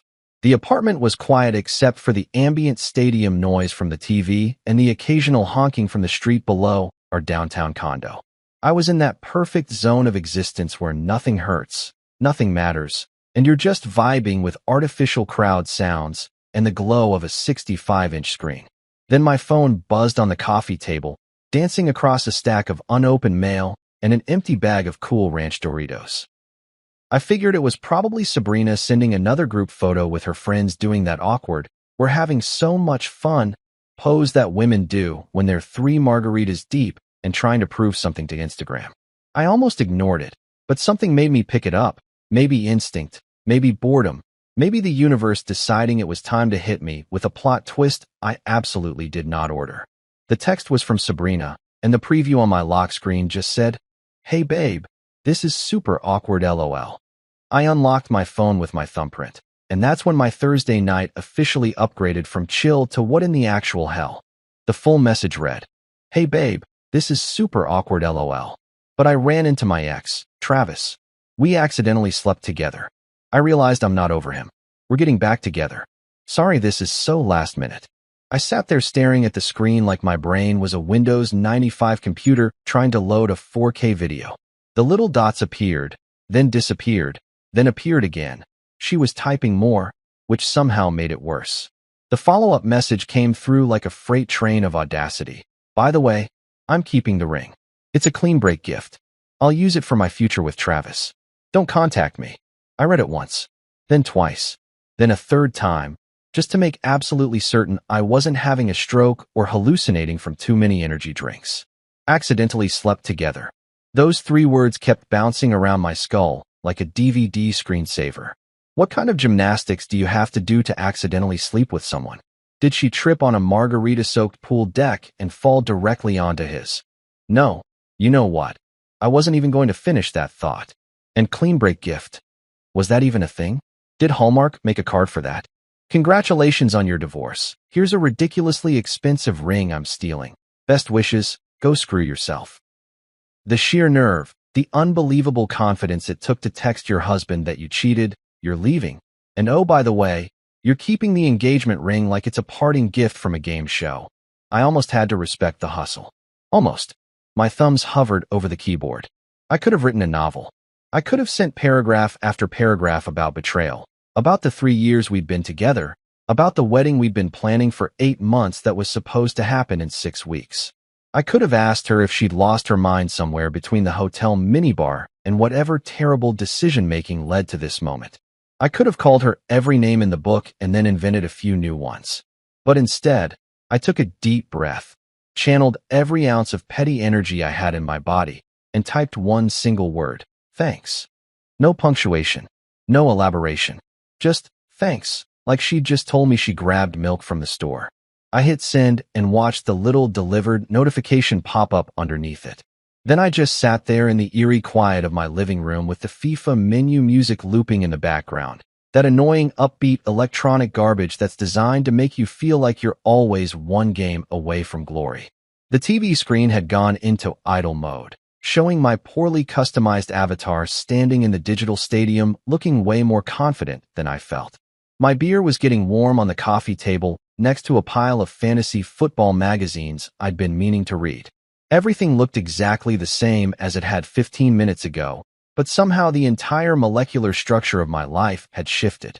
I realized I wasn't crying. I wasn't yelling. I wasn't even particularly angry, which was the weirdest part. I was just sitting there in my 2-day-old shirt, holding my phone, feeling this bizarre sense of clarity wash over me like someone had finally turned on the lights in a room I'd been stumbling around in for months. Sabrina and I hadn't been good in a while. I knew that. She knew that. Probably our mailman knew that from the way we'd barely acknowledged each other in the elevator for the past few weeks. But we'd been going through the motions, doing the whole we're fine performance for our families and friends, planning a wedding that felt more like a corporate merger than a celebration. She'd been obsessed with Pinterest boards and seating charts while I'd been wondering why I felt more excited about my Tuesday night basketball league than about marrying someone I was supposed to spend the rest of my life with. Still, there's knowing something's wrong, and then there's getting a text that your wife accidentally mounted her ex-boyfriend like he was a Peloton bike she forgot to cancel the subscription for. The silence in the apartment was thick, almost physical, like I could reach out and touch it. It was the kind of quiet that makes you hear your own heartbeat and wonder if you're having an appropriate reaction to your marriage spontaneously combusting via text message. Somewhere in the building, someone's dog was barking. A siren wailed past on the street below. My phone buzzed again, probably her blocking my number, but I didn't even look. I just sat there, controller in one hand, beer in the other, and let the weight of it all settle on my shoulders like the world's most unwelcome blanket. And weirdly, underneath the shock and the absurdity and the sheer what the hell just happened of it all, I felt something I hadn't felt in months. Free. The thing about getting dumped via text by your wife, who's currently banging her ex in a Miami hotel, is that it gives you this weird superpower, clarity. Suddenly, all those little financial details you'd been ignoring because happy wife, happy life, or whatever bumper sticker wisdom you'd been operating under just come flooding back with crystal clear precision. I sat there on my couch for maybe another 10 minutes, letting the reality marinate. And then something clicked in my brain like a light switch being flipped by a very petty electrician.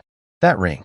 That goddamn ring she was planning to wear while building her future with Travis, like it was some kind of romantic heirloom instead of what it actually was, an $87,000 debt bomb with my name all over the payments. Let me back up and paint you the full picture of this financial disaster, because it's honestly a masterpiece of bad decisions and male stupidity. 6 months ago, Sabrina had dragged me to this boutique jewelry place in the fancy part of downtown. The kind of place where they buzz you in like you're entering a bank vault and immediately offer you espresso from a machine that probably costs more than my car. The jeweler, this guy named Marcus who wore more rings than Johnny Depp and had an accent I couldn't quite place but screamed, "I'm going to separate you from your money with European charm," sat us down at a glass table and started pulling out diamonds like he was dealing cards at a very expensive poker game. Sabrina's eyes lit up like a kid in a candy store, except this candy store sold compressed carbon for the price of a decent used BMW. She'd done her research too, which should have been my first red flag. She had screenshots on her phone, printouts from wedding blogs, and a whole folder of inspiration that basically translated to, "I want something that will make my college friends feel inadequate on Instagram." She kept using words like clarity and cut quality and statement piece, which I now realize was code for financially irresponsible flex. We're talking about a 3.7-carat diamond, custom designed in some setting that Marcus assured us was very modern, very investment-worthy, which is jewelry speak for, "You're about to pay double what this is worth." The price tag made my stomach drop like I was on a roller coaster. But Sabrina had this look in her eyes, that mix of desire and determination that I'd learned over 3 years meant I was going to lose this argument before it even started. Here's where it gets really good, though, and by good, I mean spectacularly stupid on my part. Sabrina insisted on opening the jeweler's credit line in her name. She sold it to me as this genius financial move, talking about how it would boost her luxury credit profile for future big purchases, how it would diversify her credit mix, how all the influencers and financial advisors she followed on TikTok said this was smart money management. I, being the supportive fiancé who was trying really hard to be the kind of modern husband who doesn't control his partner's financial decisions, said sure, whatever makes you happy. What I didn't fully process at the time was that while her name was on the credit agreement, I was the one who set up automatic monthly payments of $2,900 from my checking account to hers, which she would then use to pay down the balance. It was this convoluted system that made zero sense, but she'd explained it with enough confidence that I just nodded along like an idiot. So now, sitting in my living room at almost midnight, still wearing my crusty Nirvana shirt and experiencing what I can only describe as an out-of-body level of spite, I opened my laptop. The blue light illuminated my face like I was a hacker in a bad movie, except instead of breaking into government databases, I was about to perform some financial surgery that would have made my accountant father actually proud of me for once. I logged into my bank account, navigated to the recurring payments section, and found that beautiful $2,900 monthly transfer scheduled to go out in 3 days. My mouse hovered over the cancel button for exactly 2 seconds before I clicked it with the kind of satisfaction usually reserved for popping bubble wrap or crushing an empty beer can. Canceled. Done. Finito. That's $2,900 a month that could now go toward literally anything else. Therapy, a new gaming setup, hiring a skywriter to spell out, Travis is getting an $87,000 surprise over Miami Beach. But I wasn't done. Oh no, I was just getting warmed up. I opened my email and found the most recent statement from the jeweler that had been forwarded to me back when Sabrina and I were still pretending to be a functional couple. The balance sat at exactly $87,000. She'd made exactly one payment, apparently, before deciding that was enough effort. I downloaded the PDF, opened a new email, and addressed it to Sabrina's Gmail account, the one she used for all her personal business, which apparently now included cheating and grand larceny. The subject line practically wrote itself, per your text. In the body, I kept it simple and devastating. This is all yours now. Thanks. Then I attached that invoice like I was serving her legal papers, which, let's be honest, I basically was. My finger hit send with the force of a judge's gavel, and I watched that email whoosh into the digital void, headed straight for Miami, and whatever hotel room she was probably still in, probably scrolling through Travis's Instagram, trying to convince herself she'd made a good life choice. The petty energy was flowing through me now like I'd mainlined espresso and spite in equal measure. I pulled up the smart lock app for our condo and changed the entry code from the one we'd been using, her birthday, because of course it was, to a random string of numbers I'd have to write down to remember. Changed. Locked out. She wanted a clean break? Here's the cleanest break possible. No way to get back in even if she changed her mind between mojitos. Next up was the divorce lawyer, and luckily I had one on speed dial. Well, not literally speed dial, but saved in my contacts from when my buddy Marcus, different Marcus, not the jewelry thief, had his whole got married in Vegas to a bottle service girl and needed an annulment incident last year. I fired off an email at 12:47 a.m. explaining my situation in the most professional terms I could manage while still riding high on my revenge tour, and asked for a consultation as soon as possible, preferably before Sabrina realized what was happening and tried to lawyer up first. Then came the wedding vendors, and let me tell you, there's something deeply cathartic about canceling a wedding at 1 in the morning while eating stale Doritos and riding the world's most justified anger high. I'd saved all the contracts in a folder labeled Wedding Stuff that I now wished I could rename Expensive Mistakes and Broken Dreams, but I settled for just opening each one and finding the cancellation clauses. The venue. Canceled, lost the $5,000 deposit, but honestly worth it to not have to stand at an altar and pretend everything was fine. The photographer who charged $4,000 and acted like she was doing us a favor. Canceled. The DJ, the florist, the overpriced catering company that wanted $85 per person for chicken that probably came from Costco. Canceled, canceled, canceled. Each email I sent felt like dropping weight off my shoulders, like I was literally deleting the future we'd been planning and replacing it with blessed nothing. By 2 a.m., I was running on fumes and spite, but there was one last thing sitting on my kitchen counter that needed to be dealt with: a box of wedding invitations. Not just any invitations, mind you, but the custom-designed, letterpress, ivory cardstock with gold foil invitations that Sabrina had insisted were essential for setting the right tone. These things cost $1,700 for 150 invites, which broke down to over $11 per piece of paper, basically telling people to show up and watch us lie to each other. I picked up that beautiful, expensive box, walked to the trash chute in the hallway, and dumped the whole thing down like I was scattering ashes at sea, except way less sentimental and way more satisfying. I stood there for a second, listening to them tumble down 4 floors to the dumpster below, and smiled for the first time in hours. Somewhere in Miami, Sabrina was sleeping next to Travis. And somewhere in my downtown condo, I was finally free. For 5 glorious days, I lived like a man who'd just been released from a prison I didn't even know I was in. I'm talking pure, unadulterated freedom. The kind of existence where you wake up at noon on a Saturday not because you're depressed, but because you genuinely have nothing to do and nowhere to be and no one to judge you for it. I drank my coffee black at 3 in the afternoon, left the toilet seat up without consequences, and discovered that my apartment could actually be quiet instead of filled with reality TV noise and the constant hum of Sabrina's anxiety about whether we were living our best life or whatever phrase she'd picked up from her influencer friends that week.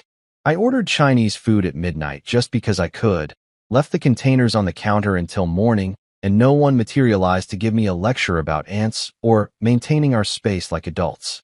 I deep cleaned my side of the closet and discovered I actually had way more room without Sabrina's 73 pairs of shoes that all looked identical to me, but apparently served very different purposes according to her.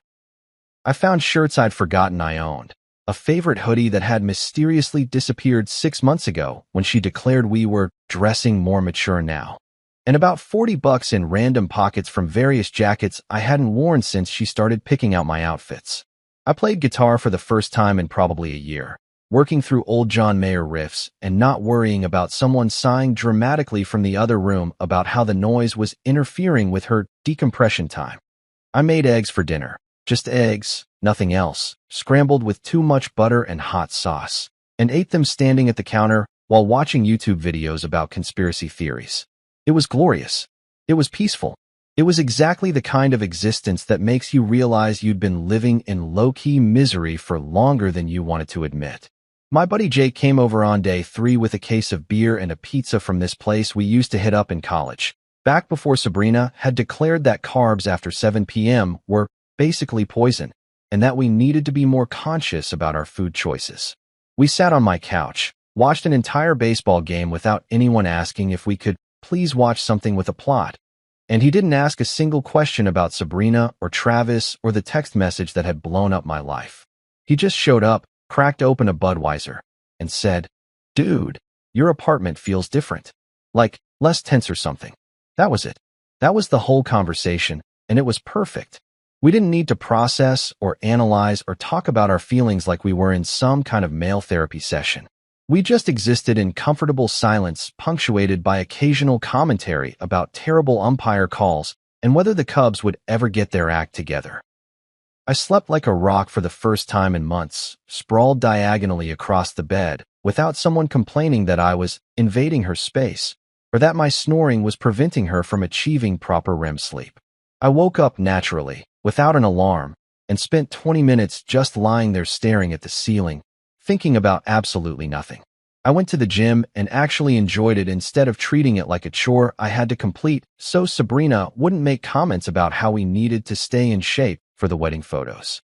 I ate cereal for dinner 2 nights in a row, Cinnamon Toast Crunch straight from the box, standing in front of the open fridge, living my best feral bachelor life. And nobody was there to judge me or suggest we meal prep quinoa bowls for the week like responsible adults. But all good things, as they say, must come to an end. And my peaceful little post-breakup vacation came crashing down on Tuesday afternoon when my phone started blowing up like I'd won the lottery, except instead of money, I'd won the grand prize of other people's audacity and entitlement. It started with a voicemail from Trina, Sabrina's maid of honor and partner in crime. One of those women who refers to herself as a girl's girl, but is really just an enabler of bad behavior wrapped in a Forever 21 bodycon dress. I was at the grocery store, standing in the chip aisle trying to decide between Cool Ranch and Nacho Cheese Doritos, a decision that felt monumentally important in my new simple life, when I saw I'd missed a call. I put the phone on speaker and hit play, fully expecting it to be a spam call about my car's extended warranty, but instead, I got Trina's voice dripping with that particular brand of fake concern that women use when they're about to ask you for something unreasonable. "Hey Noah," she started, using that overly familiar tone like we were best friends instead of people who'd been forced into proximity by my soon-to-be ex-wife. "So, Sab's card got declined at dinner last night." "Yeah, super awkward. We were at this really nice place on Ocean Drive, and her Amex just didn't work. And then she got some weird email from the jeweler about a missed payment or something." There was a pause where I could literally hear her chewing gum and probably checking her reflection in a compact mirror. "Can you just, fix it? She's really embarrassed, and she doesn't want to call you directly because things are weird right now. But it's just a technical thing, right? Just log in and move some money around, or whatever you need to do." "Thanks, babe." She actually called me babe. The woman who'd helped my wife cheat on me just called me babe and asked me to fix a financial problem that was entirely of Sabrina's own making. I stood there in the Doritos aisle, holding my phone like it was a live grenade, while some mom with 2 screaming kids in her cart navigated around me and shot me a look that said move or die. I replayed the message just to make sure I'd heard it correctly. And yep, Trina had really just asked me to fix the fact that I'd stopped paying for the ring that my cheating wife was planning to wear while building a future with another man. The sheer entitlement, the absolute lack of self-awareness, the confidence it took to leave that voicemail without apparently seeing any irony in the situation. It was almost impressive. Almost. I deleted the message without responding, grabbed both bags of Doritos because screw choosing, and headed to the checkout line, already bracing myself for whatever fresh hell was coming next. And come it did, about 3 hours later, right as I was settling into a dinner of leftover pizza and a beer. My phone rang with a number I recognized immediately because it had been programmed into my contacts with the label Patricia, Danger. That would be Sabrina's mom, Patricia Morrison, a woman who'd perfected the art of passive-aggressive warfare and could make you feel guilty for things you didn't even do. She was one of those mothers who still called her 30-year-old daughter my baby and treated every boyfriend or husband like a temporary employee who was probably going to be fired soon. I let it ring twice while debating whether answering would be worth the entertainment value, then figured what the hell, might as well see how deep this rabbit hole goes. "Noah," she said without preamble, her voice carrying that particular tone that wealthy white women use when they're about to lecture someone they consider beneath them.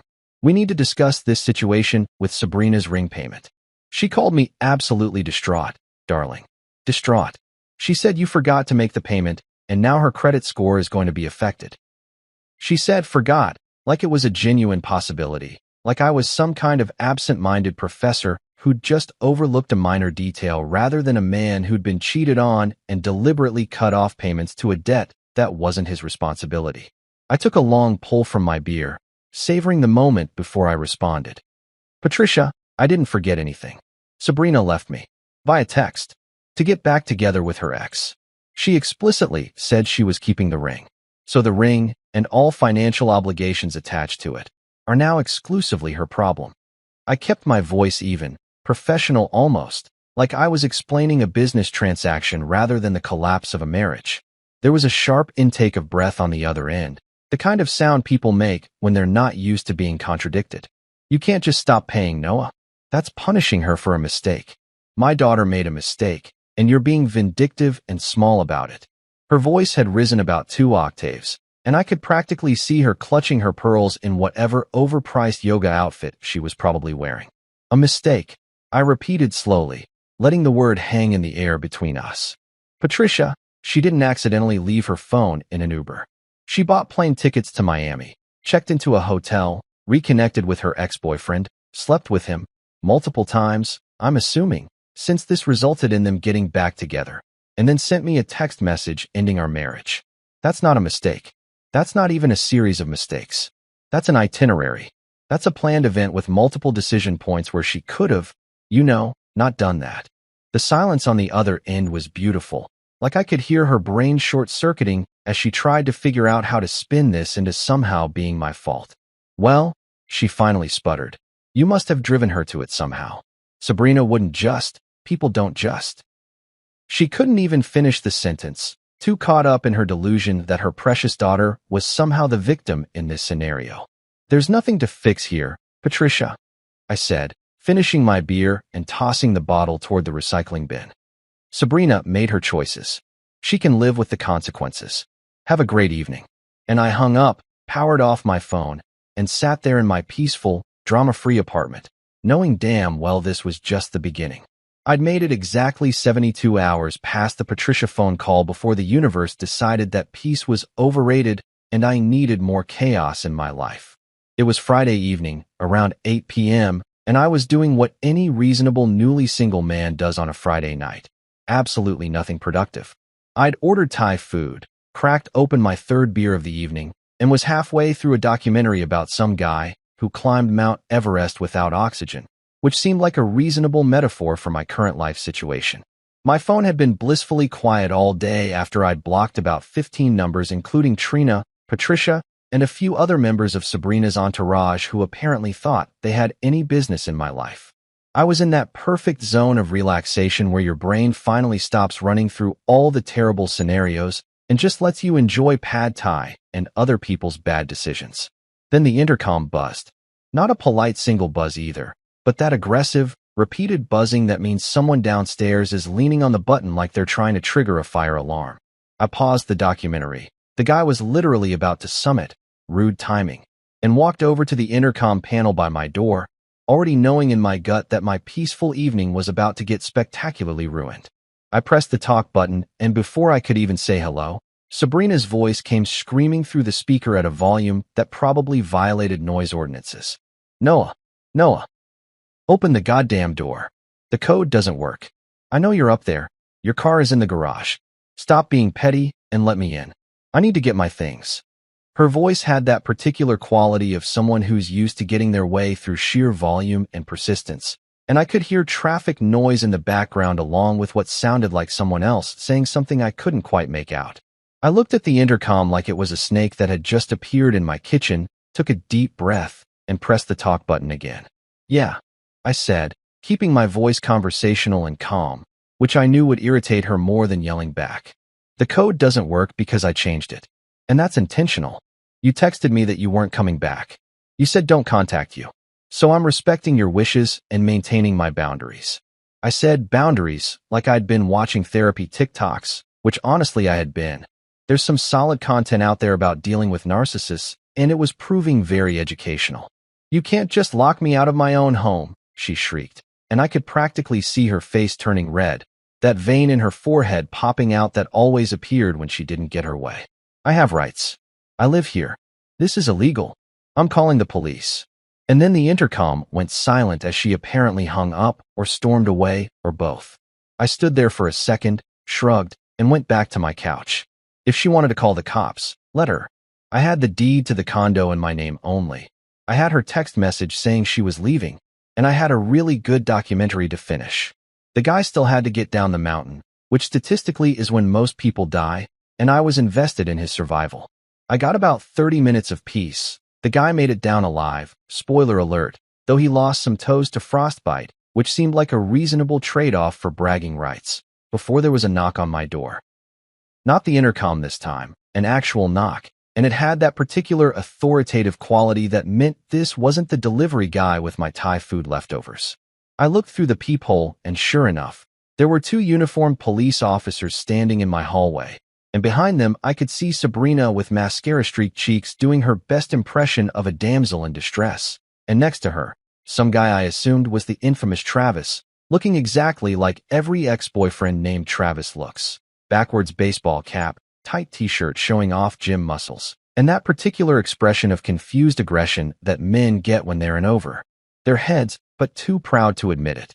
I opened the door, and immediately the older of the two cops, a black guy probably in his late 40s with tired eyes that said he'd seen way too much stupid stuff in his career, held up his hand in a gesture that was both greeting and caution. "Evening, sir. I'm Officer Williams. This is Officer Chen. We got a call about an illegal eviction. Ma'am says you changed the locks and won't let her access her residence." He said it in that carefully neutral tone that cops use when they're already pretty sure the call is bullshit, but have to go through the motions anyway. "Officers," I said, nodding politely and stepping aside so they could see into my apartment. One dude, one couch, one TV, 0 women's belongings anywhere in sight. "Come in. I can explain the situation, and I have documentation." I said documentation like I was a lawyer, which I wasn't, but I'd learned from enough true crime podcasts that having paperwork makes you look credible. Behind the cops, Sabrina made a move to follow them inside, and Officer Williams held up his hand again without even looking back. "Ma'am, please wait in the hallway for a moment." His tone suggested this wasn't a request, and Sabrina's mouth dropped open like she couldn't believe she was being excluded from her own victimhood narrative. Travis put his hand on her shoulder in what I guess was supposed to be a supportive gesture, but mostly just made him look like a guy who was starting to realize he'd signed up for way more drama than he'd bargained for when he decided to sleep with his ex-girlfriend in Miami. I grabbed the folder I'd prepared, because yes, I'd actually prepared a folder once I'd canceled all those wedding vendors. I wasn't completely naive about how this might go down, and handed Officer Williams the deed to the condo. The property is solely in my name. I bought it 2 years ago, before Sabrina and I got married. She never contributed to the mortgage, never paid utilities. Her name isn't on any documentation related to this address. I watched him flip through the pages, his partner Officer Chen looking over his shoulder, both of them doing that thing cops do, where their faces don't reveal anything they're thinking. "Okay," Williams said slowly. "But if she's been living here, even without her name on the deed, she may have established tenancy, which means you can't just..." He started to explain, probably gearing up for the standard tenant rights speech, and I held up my phone, which I'd been smart enough to screenshot every message from that Thursday night before Sabrina could delete anything or claim it never happened. "She sent me this text 5 days ago," I said, pulling up the screenshots and handing him my phone. "She explicitly states she's leaving me, getting back together with her ex. That would be the guy in the hallway with the unfortunate facial hair situation, and that I shouldn't contact her. She voluntarily left the residence and communicated in writing that she wasn't coming back. She removed herself from tenancy." I was pulling out phrases I'd learned from a 30-minute YouTube video about tenant law that I'd watched at 2 in the morning earlier in the week, and honestly, it was paying off. Officer Williams read the text message once, then again, then looked up at me with an expression that might have been sympathy, or might have been amusement, or might have been both. "She really wrote accidentally slept together?" he asked, and I saw the corner of his mouth twitch like he was trying not to smile. Officer Chen leaned in to read it too, and I watched her eyebrows go up so high they almost disappeared into her hairline. "Yep," I said. "Accidentally." like she tripped and fell into a romantic reconciliation in Miami. These things happen, apparently. I couldn't keep the sarcasm out of my voice, and honestly, I didn't try very hard. Officer Williams handed me back my phone and walked to the door, opening it to where Sabrina and Travis were huddled in the hallway, trying to look pitiful and failing miserably because Sabrina was wearing Gucci sneakers and Travis was checking his phone like he had somewhere better to be. "Ma'am," Officer Williams said, his voice taking on that firm quality that meant the conversation was basically over. "Your husband has shown me documentation proving sole ownership of this property, and he's shown me text messages where you explicitly state you're leaving the relationship and not coming back. This clearly indicates voluntary abandonment of the residence. This is not an illegal eviction. This is a domestic matter that you'll need to resolve through the appropriate legal channels, meaning divorce court, not the police department." Sabrina's face went through about 5 different expressions in rapid succession: shock, anger, disbelief, more anger, and then this calculating look that I recognized as her "I'm about to say something I think is really clever" face. But before she could launch into whatever speech she'd prepared, Travis, sweet, stupid Travis, decided this was his moment to be a hero. He stepped forward, puffing out his chest like a rooster about to fight, and pointed at Sabrina's hand where that massive diamond was catching the hallway light and probably blinding passing airplanes. "Wait a minute," Travis said, his voice cracking slightly like he was going through puberty again. "She's wearing an $87,000 ring. He gave it to her, and now he's trying to steal it back. That's theft. That's actual theft. You should arrest him." He looked so proud of himself, like he'd just solved a murder case, and I watched both cops turn to look at him with expressions that suggested they were reconsidering their career choices. Officer Chun, who hadn't said much up to this point, looked at Travis, then at Sabrina's hand where the ring was indeed very much present, then back at Travis. "Sir," she said slowly, like she was explaining something to a particularly dim child. "She's wearing it. Right now? On her finger. He's not trying to steal it. It's literally on her hand." The silence that followed was so thick you could have cut it with a knife, and I watched Travis's face go through its own journey of realization as he understood that he'd just made himself look like an absolute moron in front of 2 police officers and his new old girlfriend.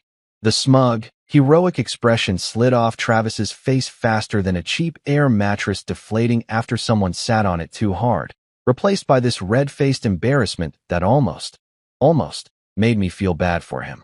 Almost. Officer Williams sighed the kind of sigh that suggested this wasn't even close to the dumbest call he'd responded to that week, looked at me, and nodded. "You folks have a good evening." "Ma'am, sir, I suggest you handle your personal business through a lawyer, not through the police department."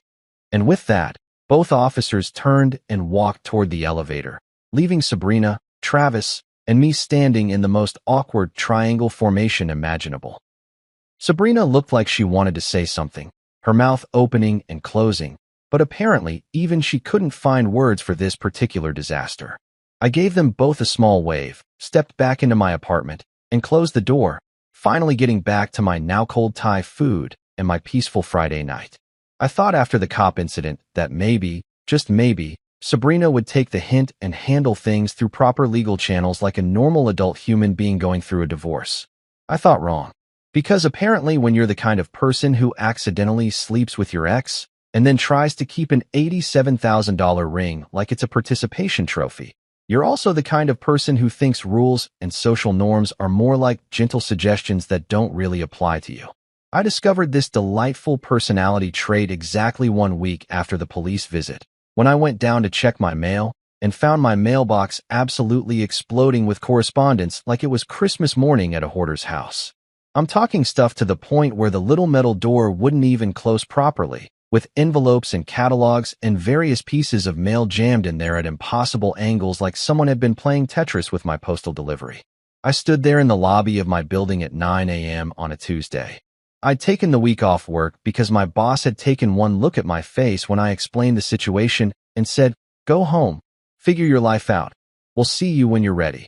And just stared at this explosion of paper products wondering what fresh hell had manifested overnight. I started pulling stuff out, and immediately my confusion turned into that very specific kind of anger that comes when you realize someone is actively trying to screw you over in a new and creative way. Neiman Marcus catalog. Addressed to Sabrina Morrison, my address.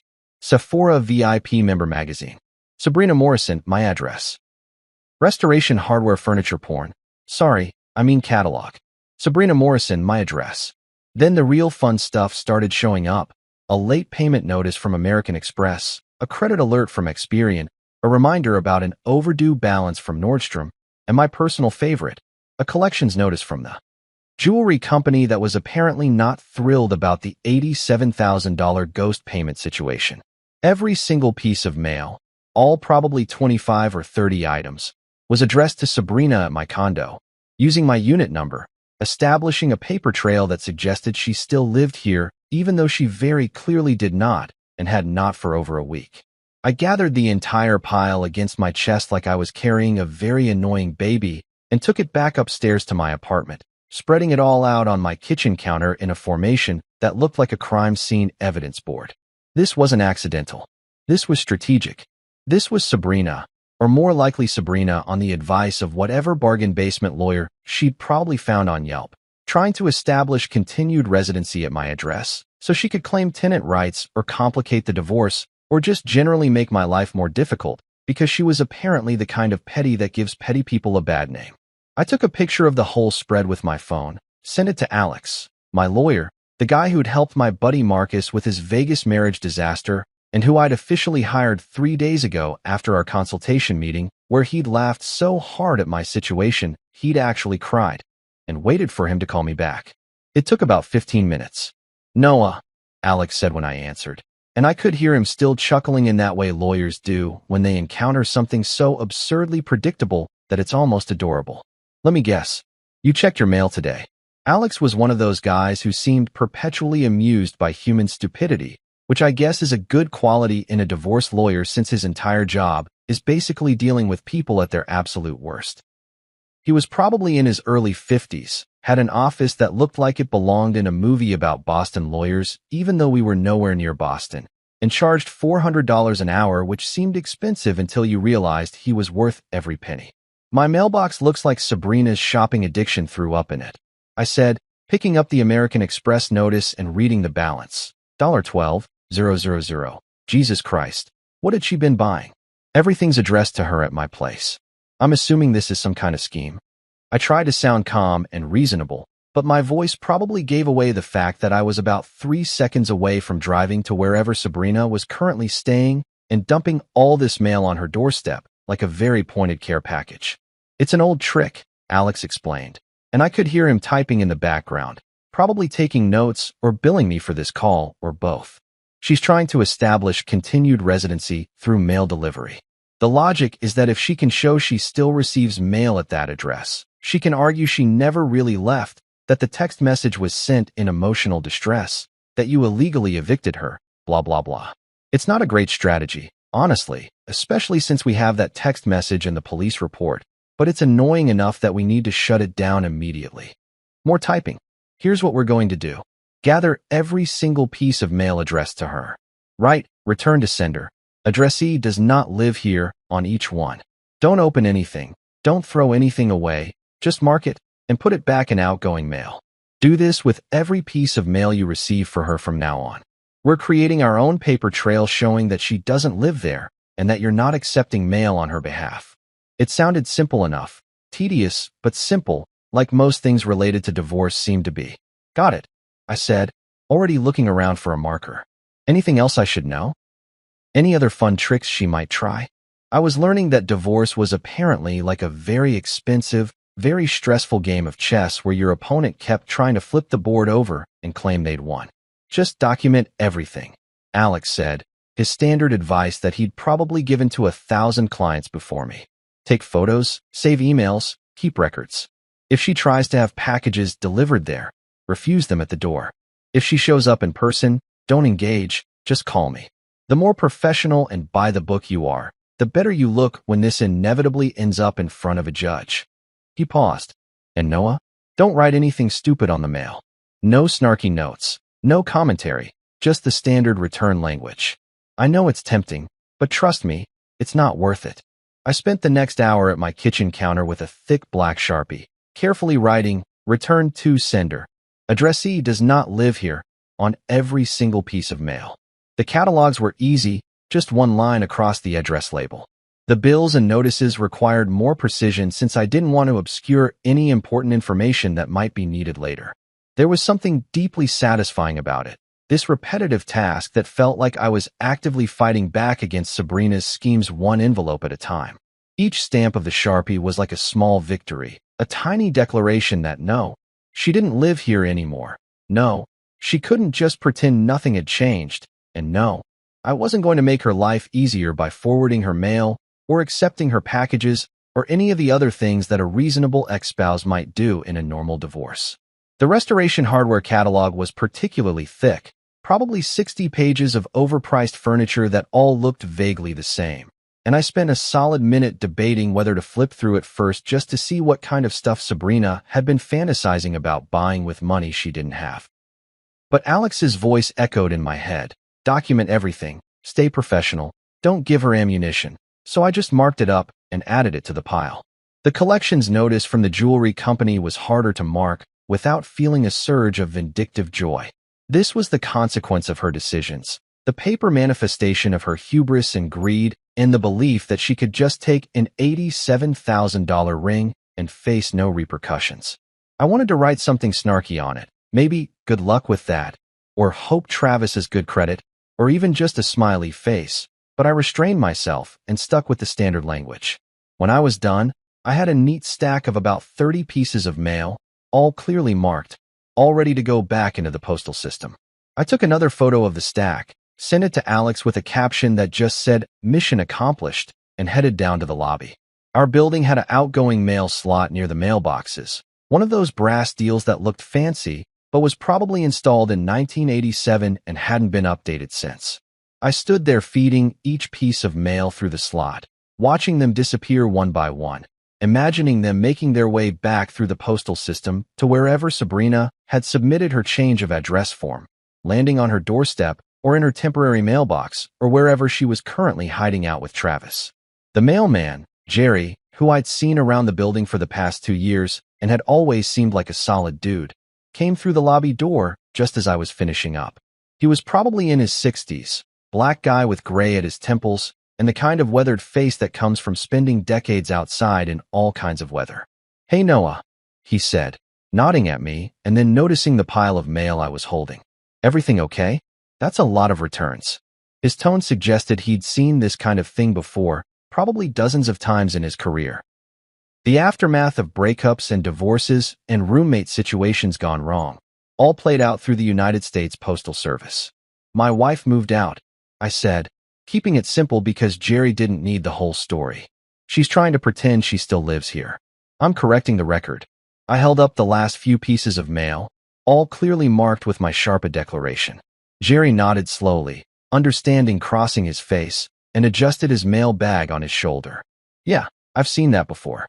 Had a lady on my route once who kept changing her ex-husband's address to her place, then refusing his mail, then changing it back, then refusing it again.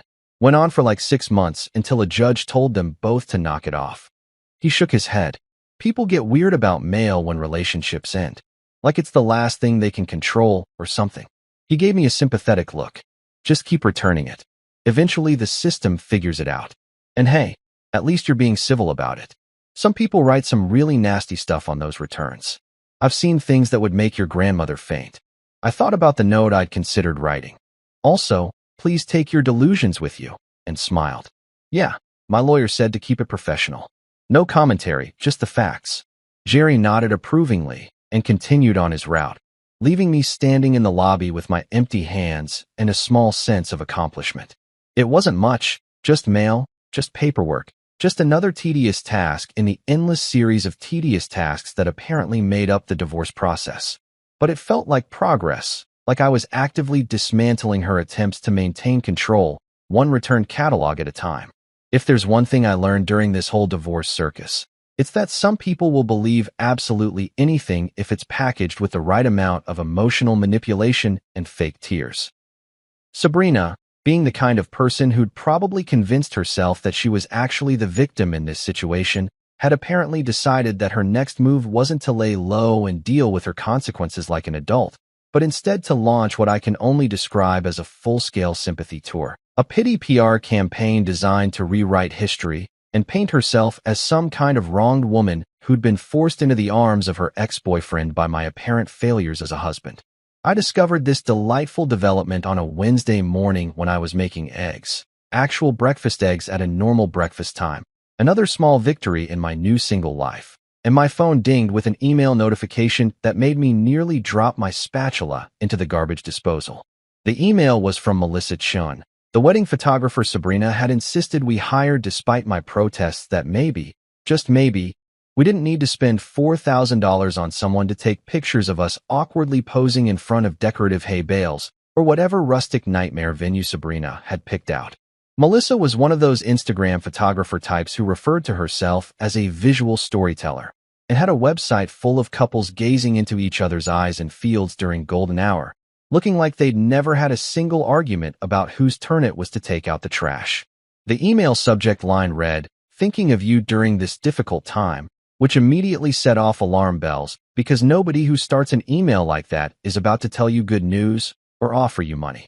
I opened it while my eggs were slowly turning from scrambled to rubber on the stove and had to read it 3 times before my brain could fully process the audacity. "Dear Noah," it began, already irritating me because we'd maybe had 2 conversations total and she definitely didn't know me well enough to dear me. "I hope this email finds you well.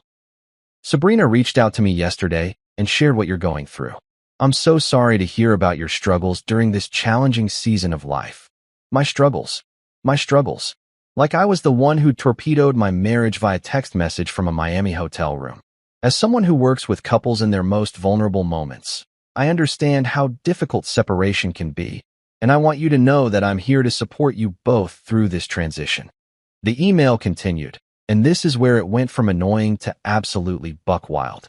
Sabrina mentioned that she and Travis are hoping to do a fresh start couple session to celebrate their reunion and new beginning together. She asked if we could apply your $2,200 deposit toward their shoot, which I think is a beautiful example of turning pain into growth and allowing love to bloom even from difficult circumstances. I actually said, "What the hell," out loud to my empty apartment, startling myself with the sound of my own voice. She wanted to use my deposit, my money, that I'd paid 6 months ago for a wedding that was never going to happen because my wife had decided to upgrade to her ex-boyfriend to take romantic photos of said wife with said ex-boyfriend. The mental gymnastics required to present this as somehow reasonable or beautiful or an example of love blooming was Olympic level. But wait, there was more, because Melissa apparently wasn't done demonstrating her complete lack of professional boundaries or basic common sense. I believe in the power of new beginnings and the importance of documenting love in all its forms. If you're open to this, it would mean so much to Sabrina during this healing process, and I think it would show tremendous grace and maturity on your part. Please let me know your thoughts when you have a chance. Sending you light and positive energy during this time of transformation. Light and positive energy. She'd signed off with light and positive energy like she was some kind of spiritual guru instead of a person who was basically asking if she could steal my money and use it to photograph my ex-wife's new relationship. I stood there in my kitchen, holding my phone in one hand and a spatula in the other, my eggs now completely destroyed and stuck to the pan, trying to decide if I was more angry or impressed by the sheer boldness of this request. This was next-level entitlement, the kind of thing you'd see in a Reddit thread where everyone in the comments would be saying, "This can't be real. Nobody is actually this clueless," except it was real and happening to me in real time. I briefly considered responding myself, maybe something along the lines of, "Dear Melissa, absolutely not. Also, please consider taking a class on professional ethics and maybe basic human decency," but I learned my lesson about handling this stuff directly. Instead, I forwarded the email to Alex with a message that just said, "Can you believe this?" and went to make new eggs because these ones were unsalvageable, much like my faith in humanity. Alex called me back within an hour, and I could hear him laughing before he even said hello. "Noah, my guy, I've been practicing law for 23 years and I thought I'd seen every possible variation of people being terrible to each other during divorces, but this is genuinely a new one. She wants to use your money to take engagement photos with her new boyfriend or old boyfriend, whatever he is." He was still chuckling, That deep laugh that suggested he was going to tell this story at lawyer happy hours for years to come. This is actually insane. Like, clinically, objectively insane. I'm billing you for this call, but honestly, I should be paying you for the entertainment value. So I'm assuming my answer should be no? I said, scraping my ruined eggs into the trash and starting over for the third time because apparently I couldn't cook and deal with emotional turmoil simultaneously. Or is there some legal reason I have to let her steal my deposit for her romantic photo shoot with the guy she cheated on me with? I was being sarcastic, but also genuinely asking because divorce law was apparently full of weird loopholes and technicalities that made no logical sense. Oh, hell no, Alex said, his lawyer voice kicking in now, all business. That deposit is yours. You paid it for services that are no longer being rendered because your wedding was canceled due to your wife's infidelity. The photographer has no legal right to transfer it to another client without your explicit consent, and you are absolutely not giving that consent. I'm going to send her a response that's professional but very, very clear about why this is not happening. I heard him typing, probably already drafting the email. And Noah, this is actually good for us. It shows that Sabrina is continuing to act in bad faith, trying to take things that belong to you, trying to manipulate service providers into giving her free stuff. This is the kind of behavior that makes judges very unsympathetic. The email Alex sent to Melissa was a masterpiece of professional passive aggression. I got CC'd on it about 30 minutes later, and it opened with, "Dear Ms. Chun, I represent Noah Harris in his divorce proceedings. He has forwarded me your recent email regarding the misappropriation of his wedding photography deposit." Misappropriation. I love that he went straight for legal terminology that made it sound like a crime, which honestly it kind of was. The email continued, "Please be advised that the $2,200 deposit paid by my client is his property and was rendered for specific services related to his wedding to Ms. Morrison, services which are no longer needed due to circumstances beyond my client's control." Beyond my client's control, nice way of saying, because his wife cheated on him without actually saying it. But the real kicker was the closing paragraph. Any attempt to transfer, apply, or otherwise utilize my client's funds for services benefiting Ms. Morrison and her companion would constitute theft of services and breach of contract. My client does not consent to such use under any circumstances. Furthermore, if Ms. Morrison wishes to book photography services with you, she should do so using her own financial resources rather than attempting to appropriate funds that do not belong to her. This pattern of behavior is well documented and will be presented in divorce proceedings as evidence of financial impropriety and bad faith dealings. Alex had attached case law citations at the bottom, probably just to make it look extra official and intimidating, though I had no idea if they were even relevant or if he just pulled them from a random folder to pad the email. The best part was the sign-off. "Please confirm receipt of this email and your understanding that Mr. Harris's deposit will be refunded in full per the terms of your original contract, or held for potential future use by him exclusively. Any further attempts to coordinate with Ms. Morrison regarding my client's financial accounts will be considered harassment and dealt with accordingly." Dealt with accordingly. I could practically hear the threat in those words even though Alex had never explicitly said what accordingly meant. It was beautiful, professional, and absolutely devastating. Melissa responded within 2 hours. Apparently, the combination of legal terminology and the threat of being accused of theft had motivated her to suddenly become very professional. Her email was brief and devoid of all the light and positive energy nonsense from before. "Mr. Harris, I apologize for any confusion. Your deposit will remain in your account and will not be transferred or used for any other clients. If you would like to request a refund, please let me know. Thank you for your understanding." No mention of Sabrina, no mention of fresh starts or new beginnings, no mention of grace or maturity or any of the emotional manipulation she'd tried before. Just a straightforward business response from someone who'd suddenly remembered that being a photographer didn't give her license to play therapist or financial advisor. I never responded to her directly. Alex said it was better to leave it there, let her sweat about whether I was going to push for legal action or just let it go. The truth was I didn't particularly care about the $2,200 at that point. I'd already written off way more money in wedding deposits and the ring payments and all the other financial debris of my imploded marriage. But the principle mattered.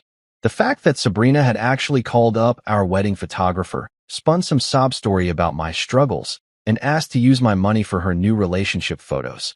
That was the kind of behavior that needed to be shut down immediately and firmly.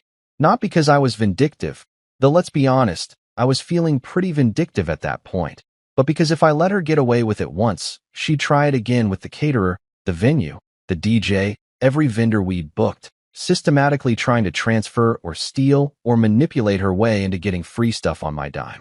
I'd been divorced from reality long enough at this point, about 3 weeks into this nightmare, that I thought I'd seen every possible way Sabrina could try to twist the situation in her favor.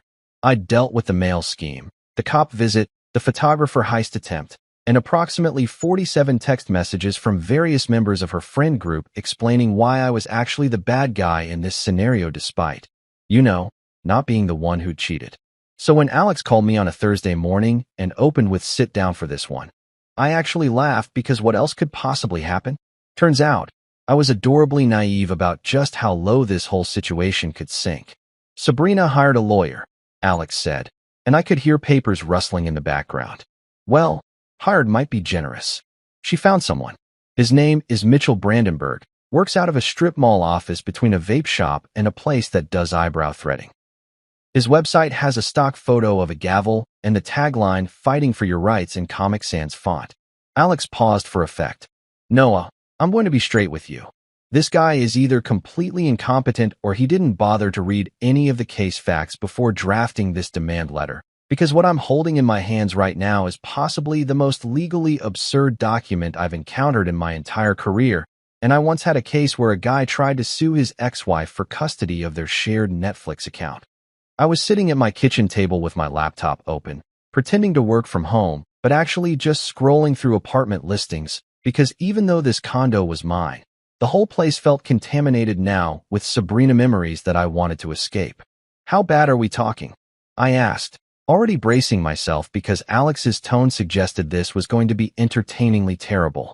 What's she asking for? The condo? My kidney? Firstborn child I don't have. Try $125,000, Alex said, and I heard him flip through pages. Let me read you the breakdown because it's truly spectacular.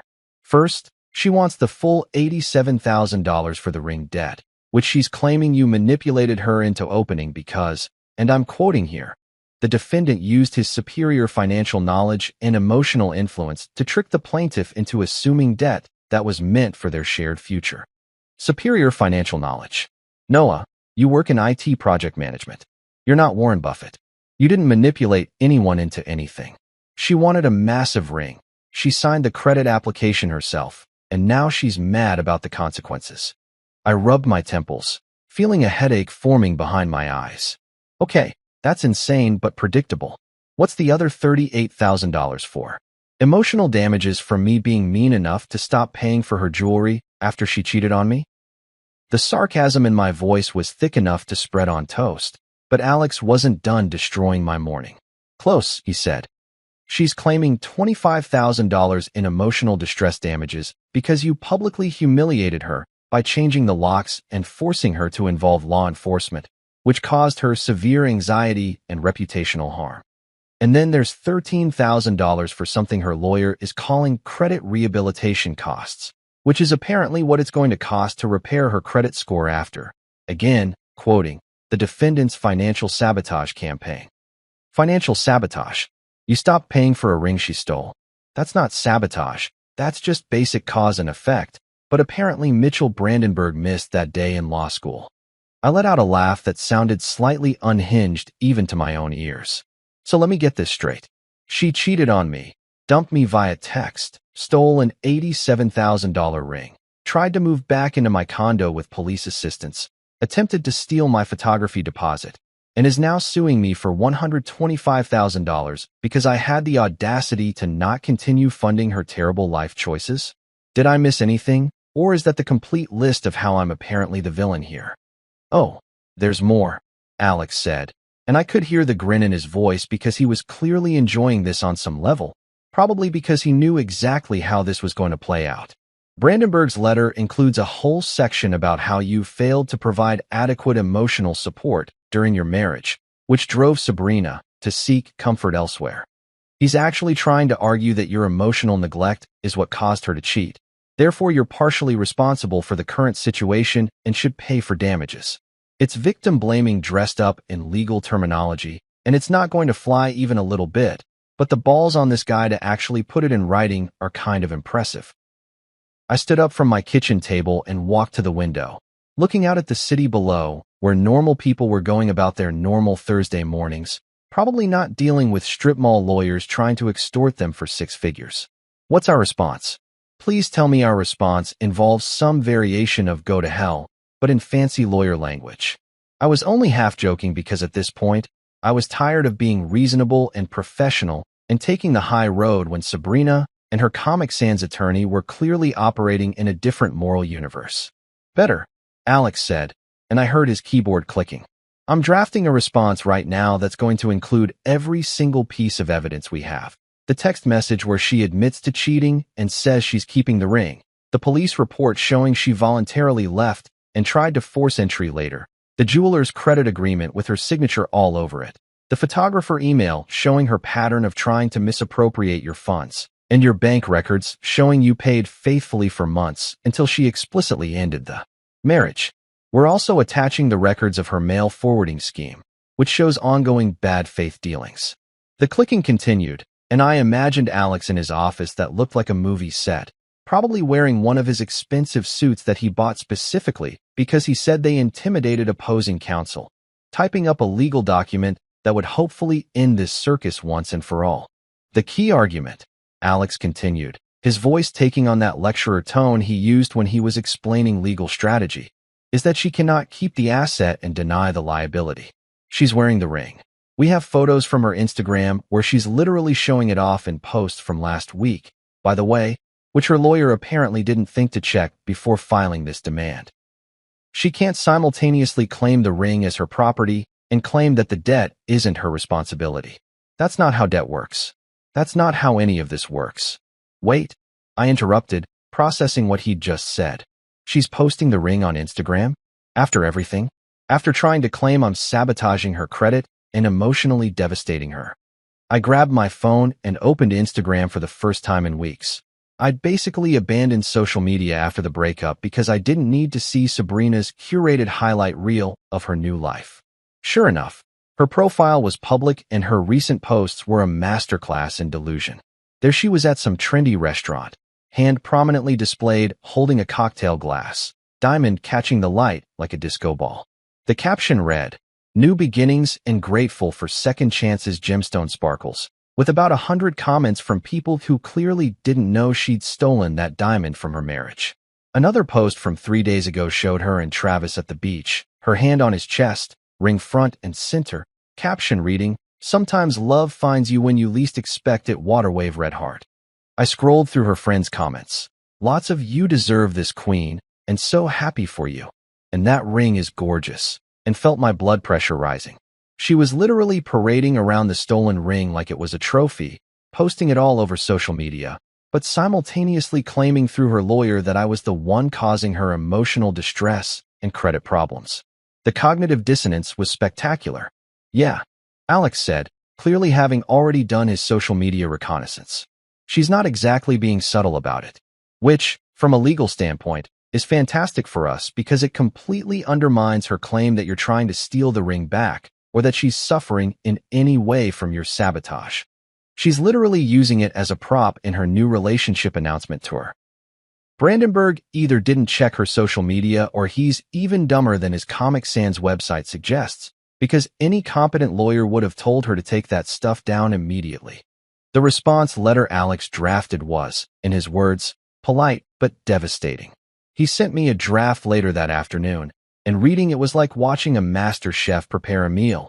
Every ingredient perfectly measured, every element building toward a conclusion that was both inevitable and satisfying. It opened with the standard legal pleasantries before systematically dismantling every single claim in Brandenburg's demand letter. The section about the ring was particularly brutal. Your client cannot maintain possession of an $87,000 asset while simultaneously denying responsibility for the associated debt. This is not a matter of opinion or interpretation. It is fundamental contract law. Ms. Morrison signed the credit agreement in her own name, selected the ring herself, and has retained possession of said ring following the dissolution of the marriage. She has further publicized her possession of the ring through social media posts. See Exhibits F through J, undermining any claim that Mr. Harris is attempting to deprive her of property. Exhibits F through J were screenshots from Sabrina's Instagram, carefully documented with dates and timestamps, showing her flaunting the ring like she'd earned it through hard work rather than theft and audacity. Alex had even included one where you could see Travis in the background looking vaguely uncomfortable, probably because he was slowly realizing that the woman he'd accidentally reconnected with came with $87,000 in baggage and a personality that treated other people's money like a community resource. The emotional distress section was equally savage. Ms. Morrison's claim of public humiliation is without merit. Mr. Harris exercised his legal right to secure his property after Ms. Morrison explicitly communicated via text message that she was terminating the marriage and would not return. The involvement of law enforcement was initiated by Ms. Morrison herself when she attempted to gain unauthorized entry to a property she had voluntarily abandoned. One cannot claim emotional distress from consequences that directly result from one's own actions and decisions. Alex had attached the police report as an exhibit, highlighting the officer's conclusion that this was a domestic matter, not an illegal eviction. But my favorite part was the closing paragraph, which Alex had crafted with what I can only describe as surgical precision. Your client's demand for $125,000 is not only legally baseless, but represents a continuation of the pattern of behavior that led to the dissolution of this marriage. Specifically, an expectation that Mr. Harris should fund Ms. Morrison's lifestyle and choices regardless of her actions or their impact on him. This demand will not be entertained. Should your client wish to pursue this matter further, we are prepared to present extensive documentation of her bad faith dealings, attempted fraud, and ongoing harassment. We trust you will advise your client accordingly. It was professional, it was devastating, and it basically amounted to try us and see what happens, which in lawyer speak is about as aggressive as you can get without actually threatening someone. Alex sent the response on Friday afternoon, CCing me, so I could watch it land like a legal nuclear bomb in Mitchell Brandenburg's inbox. Now we wait, Alex said when he called to confirm he'd sent it. Either Brandenburg will realize he's in over his head and advise Sabrina to drop it, or he'll double down and we'll end up in court where a judge will laugh them out of the room. Either way, you're fine. This is harassment disguised as legal action, and it's not going to work. I thanked him, hung up, and cracked open a beer even though it was only 4 p.m. on a Friday, because if there was ever a time to day drink, it was while watching your ex-wife's legal case implode before it even started. Sunday night, 9:47 p.m., and I was doing absolutely nothing of importance, sprawled on my couch in sweatpants watching a documentary about some billionaire's yacht that cost more than a small country's GDP, the kind of content you watch when your brain is too fried to handle anything with an actual plot.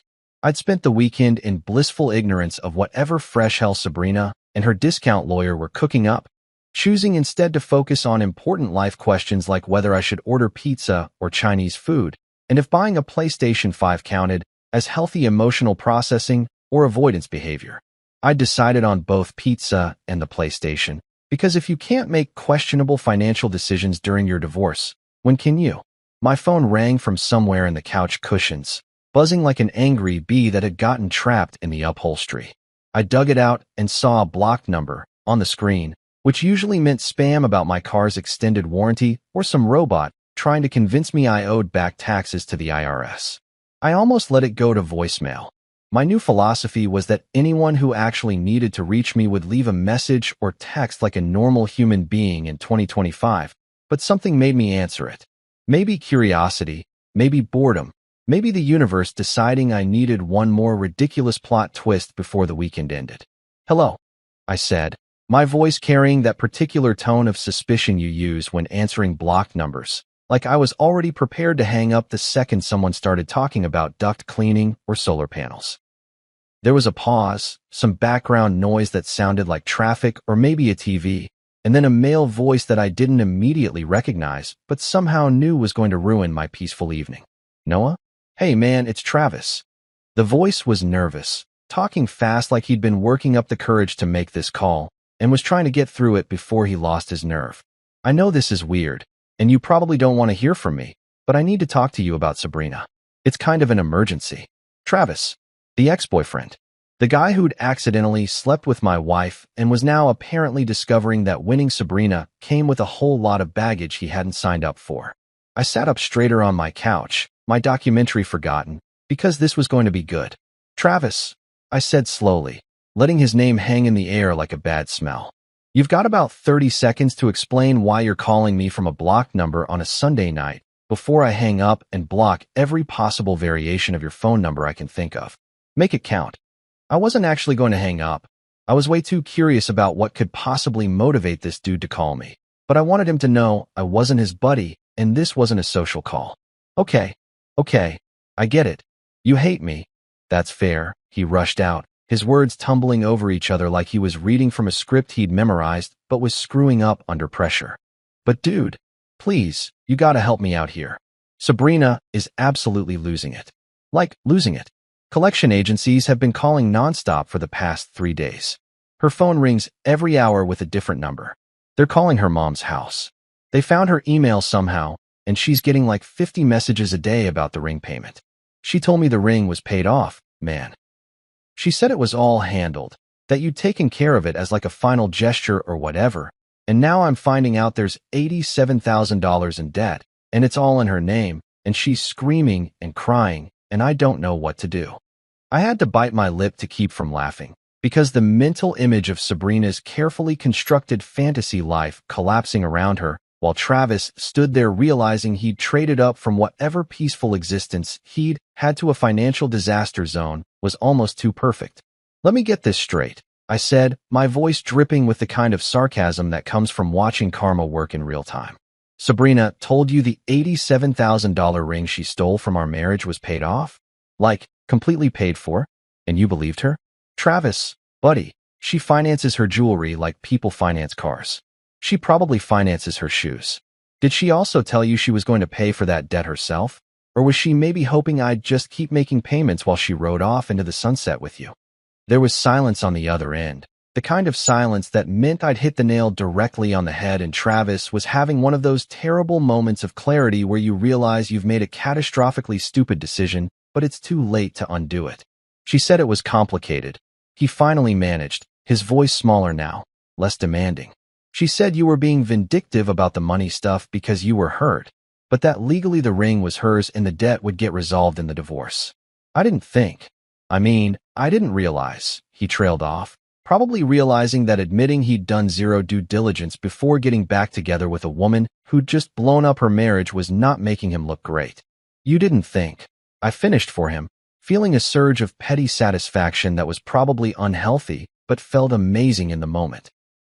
You slept with a married woman, helped her end her marriage via text message from a hotel room, and didn't think to ask basic questions about her financial situation or whether maybe, just maybe, there might be some consequences to wearing an $87,000 ring that she'd never actually paid for. That's not complicated, Travis. That's just you being an idiot. I probably should have been more sympathetic. Dude was clearly in over his head. But honestly, he'd made his bed, or in this case, he'd accidentally fallen into Sabrina's bed, and now he got to lie in it along with $87,000 in jewelry debt and a girlfriend who apparently hadn't mentioned that minor detail.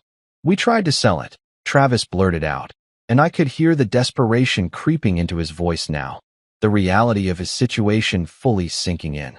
Like, we looked into selling the ring to pay off the debt, or at least make a big payment to get the collection agency's offer back. We took it to 3 different jewelers, man. 3 different places. You know what they said? He didn't wait for me to answer. They said that because it's a custom ring, because it's so specific to Sabrina's specifications or whatever, that it would maybe fetch $30,000 on the resale market. $30,000, dude. That's like a third of what she owes. She had a complete meltdown in the last jewelry store. Full crying, mascara everywhere, asking them if they were sure, like maybe if she cried hard enough the laws of economics would change and the ring would magically be worth what she paid for it. I couldn't help it. I laughed. A real, genuine laugh that came from somewhere deep in my chest, The kind of laugh you experience when the universe delivers justice so perfectly that it feels almost scripted. Sabrina had picked that ring herself, insisted on every custom detail, demanded that specific setting and cut, and whatever else she'd explained to Marcus the jeweler, while I sat there nodding and silently calculating how many years of payments this was going to be. She'd wanted a statement piece, something unique that none of her friends would have, something that would photograph well on Instagram and make people jealous. And now that uniqueness, that custom specialness, meant the ring was worth maybe a third of what she owed on it. Karma wasn't just real, it was petty and perfect and better at revenge than I could ever be. "That's rough, Travis," I said, not even trying to hide the amusement in my voice. "Turns out financing your jewelry based on emotional value rather than resale value is a bad investment strategy. Who knew?" Oh wait, literally everyone except Sabrina. I could hear him breathing on the other end, probably trying to figure out if there was any angle he could work here, any way to convince me to swoop in and save them from the consequences of their own choices. "Can't you just, I don't know, man, work something out? Make a payment or two to get them to stop calling?"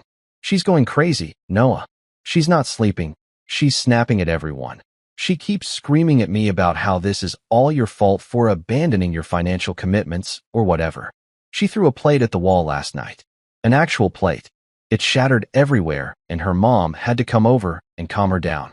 Travis sounded exhausted, like he'd aged 5 years in the 2 weeks since he'd decided to accidentally reconnect with his ex-girlfriend. I thought I was getting back together with the girl I knew in college, you know? The fun, spontaneous girl who was down for anything. This is not that girl. This is like a completely different person who comes with $87,000 in debt and a persecution complex.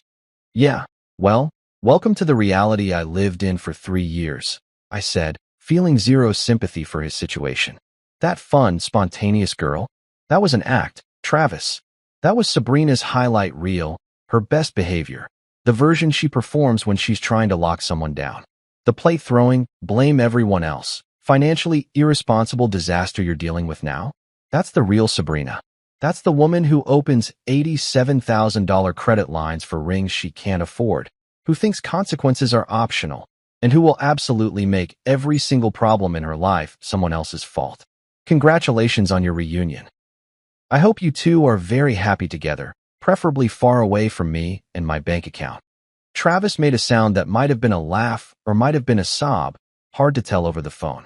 "So you're not going to help," he said, and it wasn't really a question, more like the final confirmation of something he'd already known before he called. "You're just going to let her credit get destroyed and let the collection agencies keep calling and let her have a complete breakdown over this?" "Travis, I'm not letting her do anything," I said, my patience for this conversation rapidly running out. Sabrina is an adult woman who made adult decisions. She wanted the ring. She signed for the ring. She kept the ring after ending our marriage, and now she gets to pay for the ring. That's not me being vindictive or cruel or whatever story she's selling you. That's just basic cause and effect, something she's apparently never learned. And honestly, the fact that she's having a breakdown, throwing plates, and blaming everyone but herself just proves I made the right choice in not fighting to save this marriage. You won, buddy. You got the girl. Enjoy your prize. I hung up before he could respond, sat there for a second staring at my phone, and then did something I probably should have done weeks ago. I blocked Sabrina's number, her mom's number, Trina's number, and every other person associated with this circus that I could think of. I was done. Done with the drama. Done with the manipulation. Done with people calling me expecting me to fix problems that weren't mine to fix. I turned my documentary back on, ordered that Chinese food I'd been debating, and felt lighter than I had in months. Somewhere out there, Sabrina was having a meltdown about consequences. And somewhere in here, in my paid-off condo with my destroyed marriage finally in the rearview mirror, I was finally, genuinely at peace. Friday morning, 10 a.m. sharp, and my intercom buzzed with the police department announcing they were here for a civil standby. Cops speak for, we're babysitting adults who can't handle a breakup like grown-ups. I buzzed them up along with Alex, who'd insisted on being present because apparently Sabrina's strip mall lawyer had threatened legal action if I didn't return her belongings, despite the fact that I'd already texted her 3 times offering to leave everything in the lobby. The same cop from before, Officer Williams, showed up looking like he'd rather be literally anywhere else. Behind him stood Sabrina, her mom Patricia doing her best impression of a woman wronged by society, and Trina the enabler, all dressed like they were attending a funeral instead of picking up boxes of shoes and overpriced candles. No Travis this time. Apparently, he'd reached his limit on Sabrina-related drama and had wisely evacuated the premises. Smart man. Took him long enough. I'd spent the previous evening packing 14 boxes of her stuff. Clothes, makeup, books she'd never read, decorative pillows that served no purpose except taking up space. Everything labeled, organized, stacked neatly by my door like I was running a very depressing storage facility. When the door finally closed behind Sabrina and her entourage of enablers, Alex turned to me with this smirk that said he'd seen this exact scenario play out 100 times before. "She's done," he said, packing up his briefcase like a surgeon who'd just completed a successful operation. "She'll probably declare bankruptcy within 6 months and lose the ring anyway. The collection agencies don't care about her feelings or her fresh start with Travis." I nodded, cracking open a beer even though it wasn't even noon yet. So basically a full circle moment. She gets nothing, loses everything, and I get my life back. "Exactly," Alex said, heading out. That night, I did something I'd been wanting to do for 2 years. I painted my living room this deep charcoal gray that Sabrina had always vetoed as too depressing. Turns out, it's actually peaceful as hell. Word through the grapevine is that Sabrina's credit score now starts with a 4, and Travis blocked her number after his card got declined at Olive Garden during what was supposed to be a romantic date night. I lost about $25,000 in wedding deposits and ring payments, but I gained something better: silence, sanity, and one absolutely legendary story.